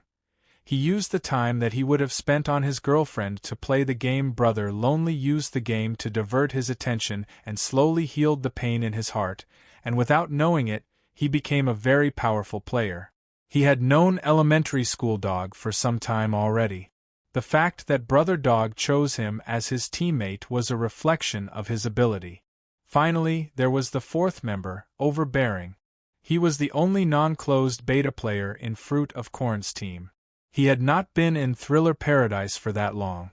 When Tournament for the Best S1 entered the final stage, he had just joined the game. From the underscore in his name, one could see that, for players who applied for an account at that time, it was already difficult for them to come up with an unused, non-hyphenated nickname. After the V1.10 update, the officials had loosened the limit of nicknames. Now, players in Thriller Paradise could use a maximum of 18 hyphenated names, and they could include 1 or 2 special hyphenated names. As for Brother Mighty's appearance, he was indeed very handsome. His thick brows, large eyes, and square face, if placed in a movie from the 80s or 90s, he would have been a good character. Betrayal was something that only small-eyed baldies would do. Even if someone with thick brows and large eyes was in the enemy's camp, they would be part of the underground gang. In terms of ability, Brother Mighty was quite strong. as a casual player, to be able to rush from level 1 to 42 in just 2 months. Other than the fact that he had money and time, his personal ability was not to be underestimated. Of course, this had to do with the current gaming environment. After all, the server had been open for so long, and there were many leveling strategies on the forums. Furthermore, there were many gaming studios that had leveling up teams, which allowed new players to level up easily. Take another player, Weary Dream, who used to be Zombie Blade King, as an example. It took him less than a month to level up from level 1 to 34, see Chapter 582. Now, he was approaching level 50. Therefore, in this version, the difficulty of leveling up was much lower than in the exploration era. As long as they made full use of their daily gaming time, read more strategies, prepared the double EXP card, and weren't too weak, even casual players could level up to level 40 in 2 months. These were the 4 members of the Corn team. As for the overall strength of the team, compared to a team made up of casual players with average strength, they were indeed stronger. However, if they really met a professional team, they wouldn't be able to beat them. As for why they didn't use the privacy protection function, there were 2 main reasons. First, it was because of the personality of the team leader, Elementary School Dog. A person who liked to pretend to be weak would also want to show off. However, their way of showing off was not as flamboyant as forcefully showing off, or as subtly showing off, as subtly showing off. But no matter what, Brother Dog wouldn't want to keep his name anonymous. Furthermore, he had his own plan. It would be best if he could make a name for himself in S2, and then he would be able to join a first-tier gaming studio and get himself out of this awkward situation. If he covered up his appearance and team name, how would people remember him? Second, their strategist, Lu Sanfeng, really didn't think too deeply about this privacy protection function. If not for the fact that this person was not as good as Pikachu. By the time he realized the problem, it was already more than 10 rounds into the preliminaries. At that time, their team's information had basically been analyzed by others, and it was too late to hide it. Okay, it's decided then. 5 minutes after the scenario started, the 5 members of Team Corn had already come up with their strategy. Their strategy was the same as Underworld Frontlines. However, there was a big difference in their thinking process. Their line of thought was, we can't find anything useful from the introduction, so let's just ignore the plot. The other party doesn't even have a team name, so there's an 80% chance that they are just casual players. We have a professional player on our side, and he can take on 2 people, so our combat power is at least 5 to 4. Therefore, there's no need for us to take advantage of the situation. We should go and eliminate them as soon as possible. That will be more advantageous for us. That was probably the plan. And this strategy was undoubtedly the prelude to a tragedy.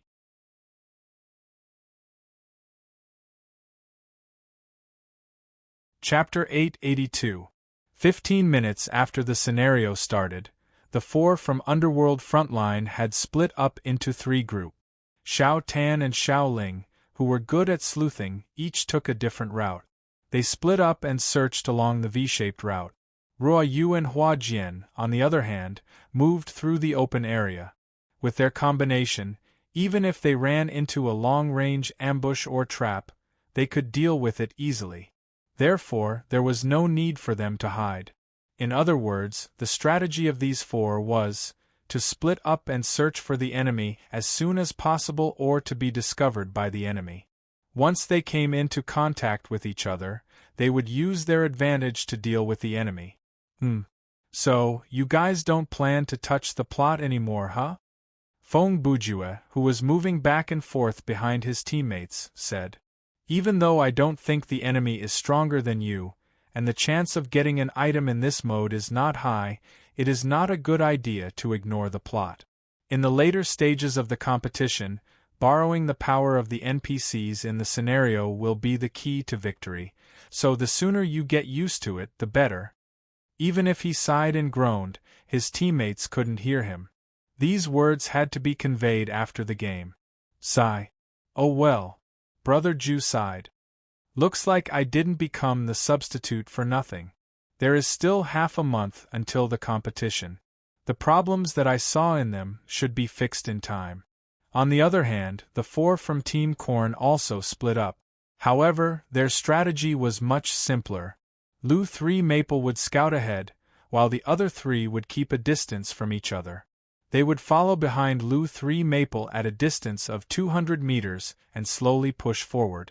They had given up on exploring the plot and wanted to engage the enemy as soon as possible. But there was a problem, since both teams had ignored the plot. How were they going to meet each other?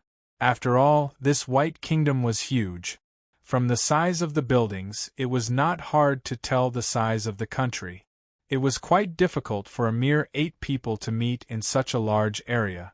In a situation where there were no clues, searching aimlessly was naturally not efficient. Thankfully, even though the players did not touch the plot would come to them on its own. That's...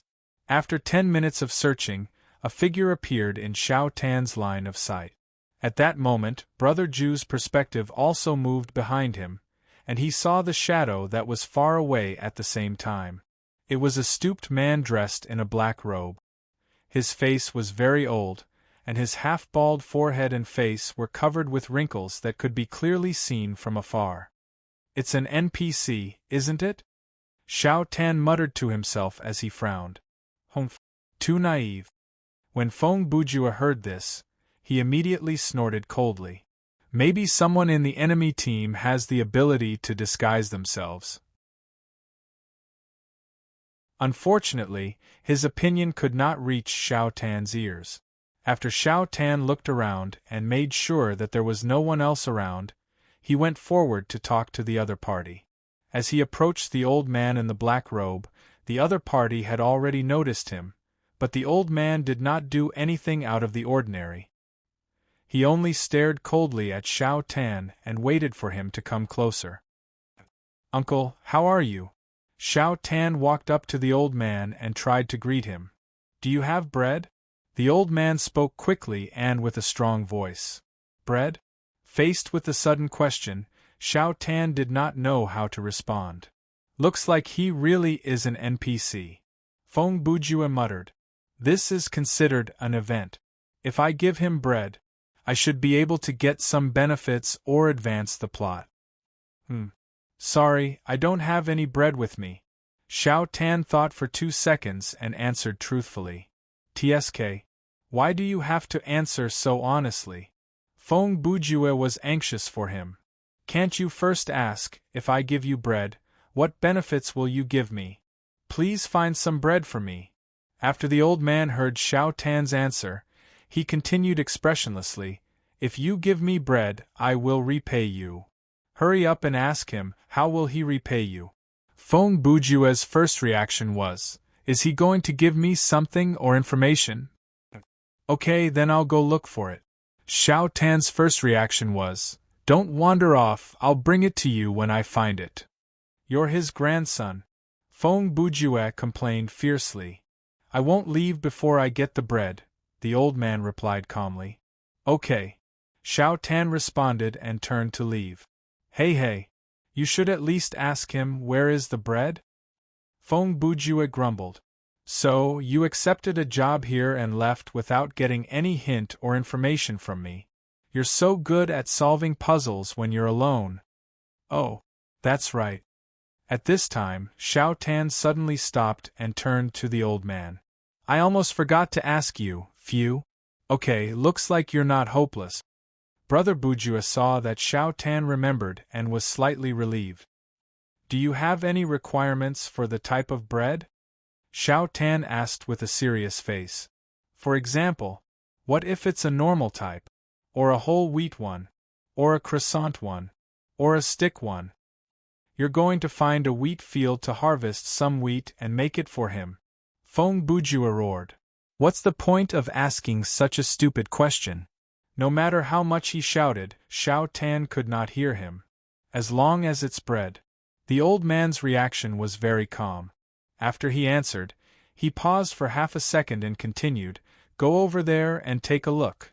As he said that, he raised his hand and pointed in a direction. "I think there will be some." Xiao Tan looked in the direction that the old man was pointing. "Okay, then wait for me." Then, he quickly walked away. Oh my God!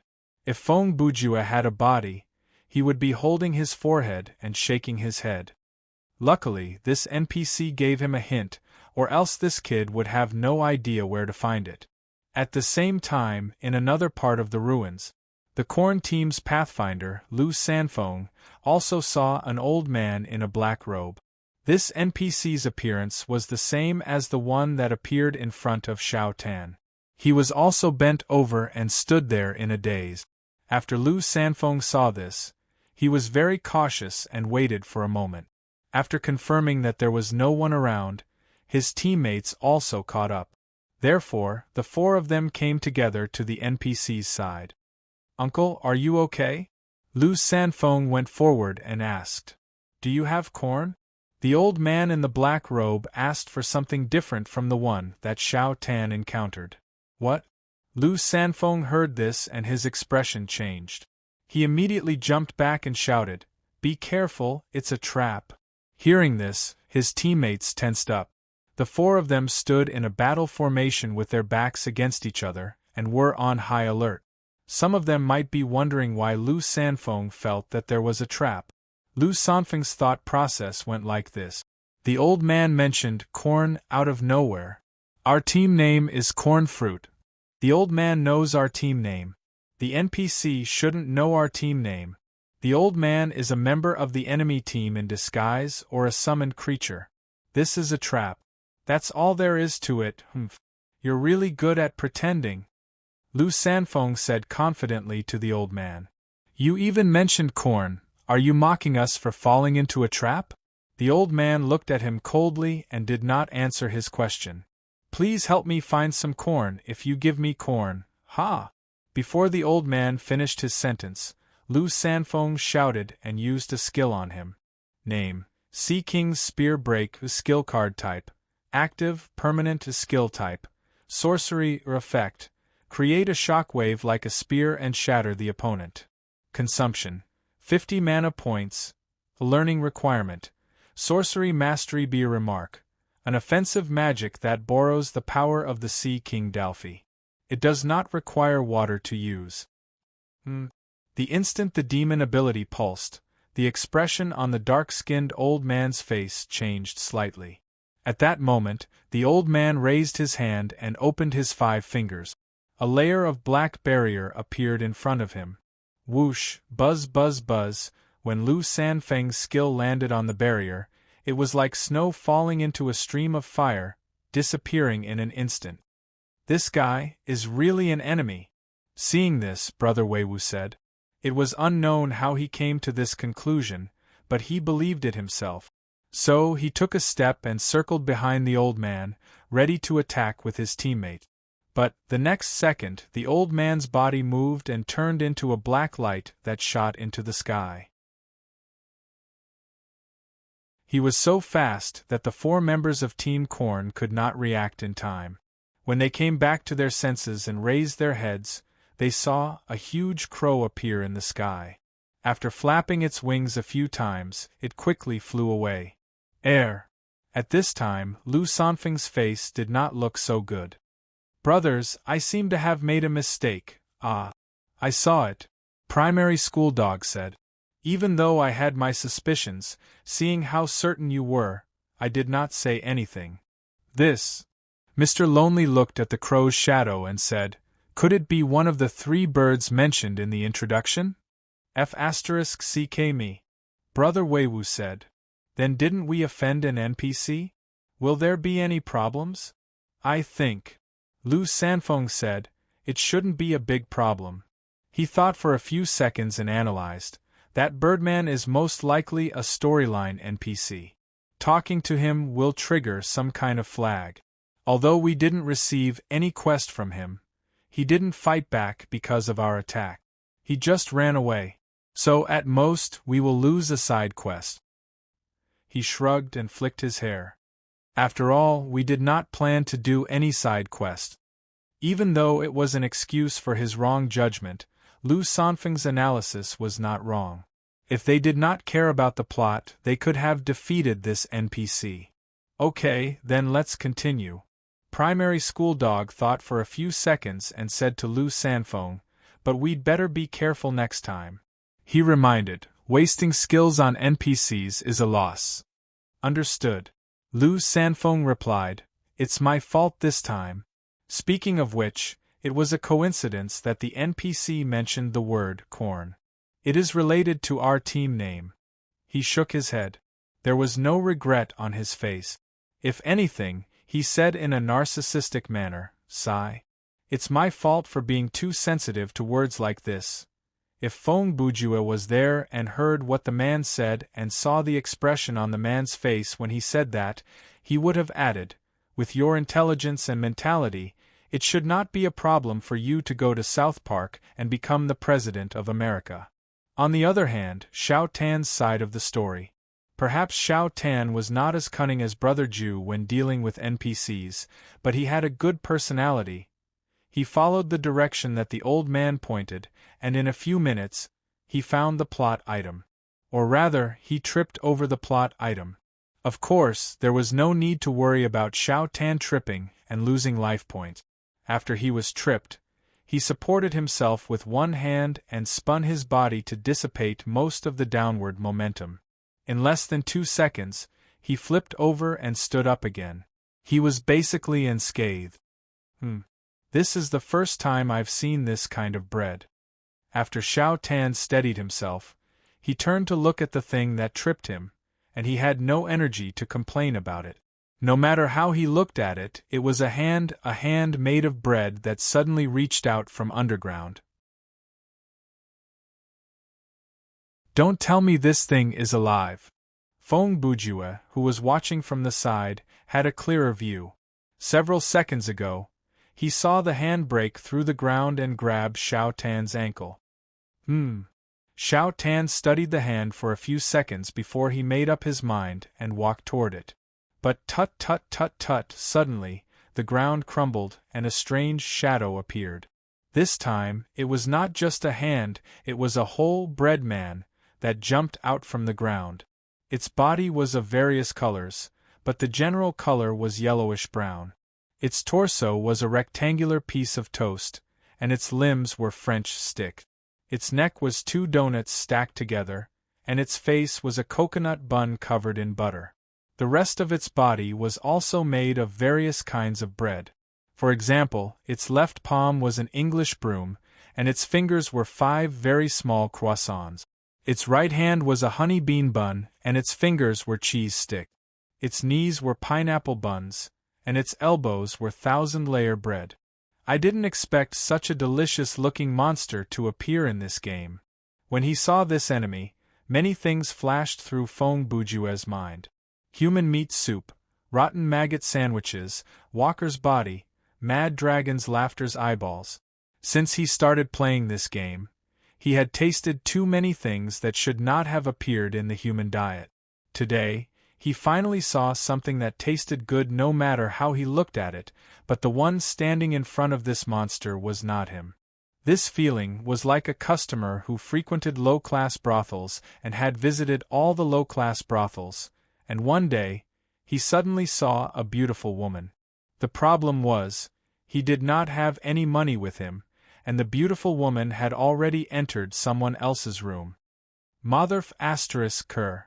In spectator mode, no one could hear Brother Bujue, so he could swear.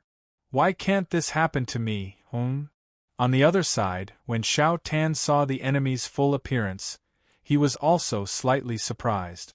The air was filled with the fragrance of wheat, honey, butter, and many other aromas that drifted with the wind. He couldn't help but swallow his saliva. Pan! After the bread man jumped out from the ground, it immediately glared at Xiao Tan with its pair of oily eyes. Pan! Pan! As it shouted, it raised its hands and bared its fangs and claws, obviously wanting to fight. It seems like it can only say the word Pan. Feng Bujue muttered. Okay, no matter what, it's better than repeatedly shouting an underscore pan, bean paste bun. It looks like it wants to attack me. Xiao Tan looked at the bread man and said to himself, but it doesn't look very strong. After all, it's just bread. He was still a soft-hearted person. I'll just cut a piece of it and give it to the old man. Pan. Just as Xiao Tan made up his mind, the bread man took a big step forward and charged at him. Even though it was made of bread, it was very fast. Its swift figure tore through the air, scattering layers of wheat powder and leaving bursts of fragrance behind. Sorry. Just let me cut it with my knife.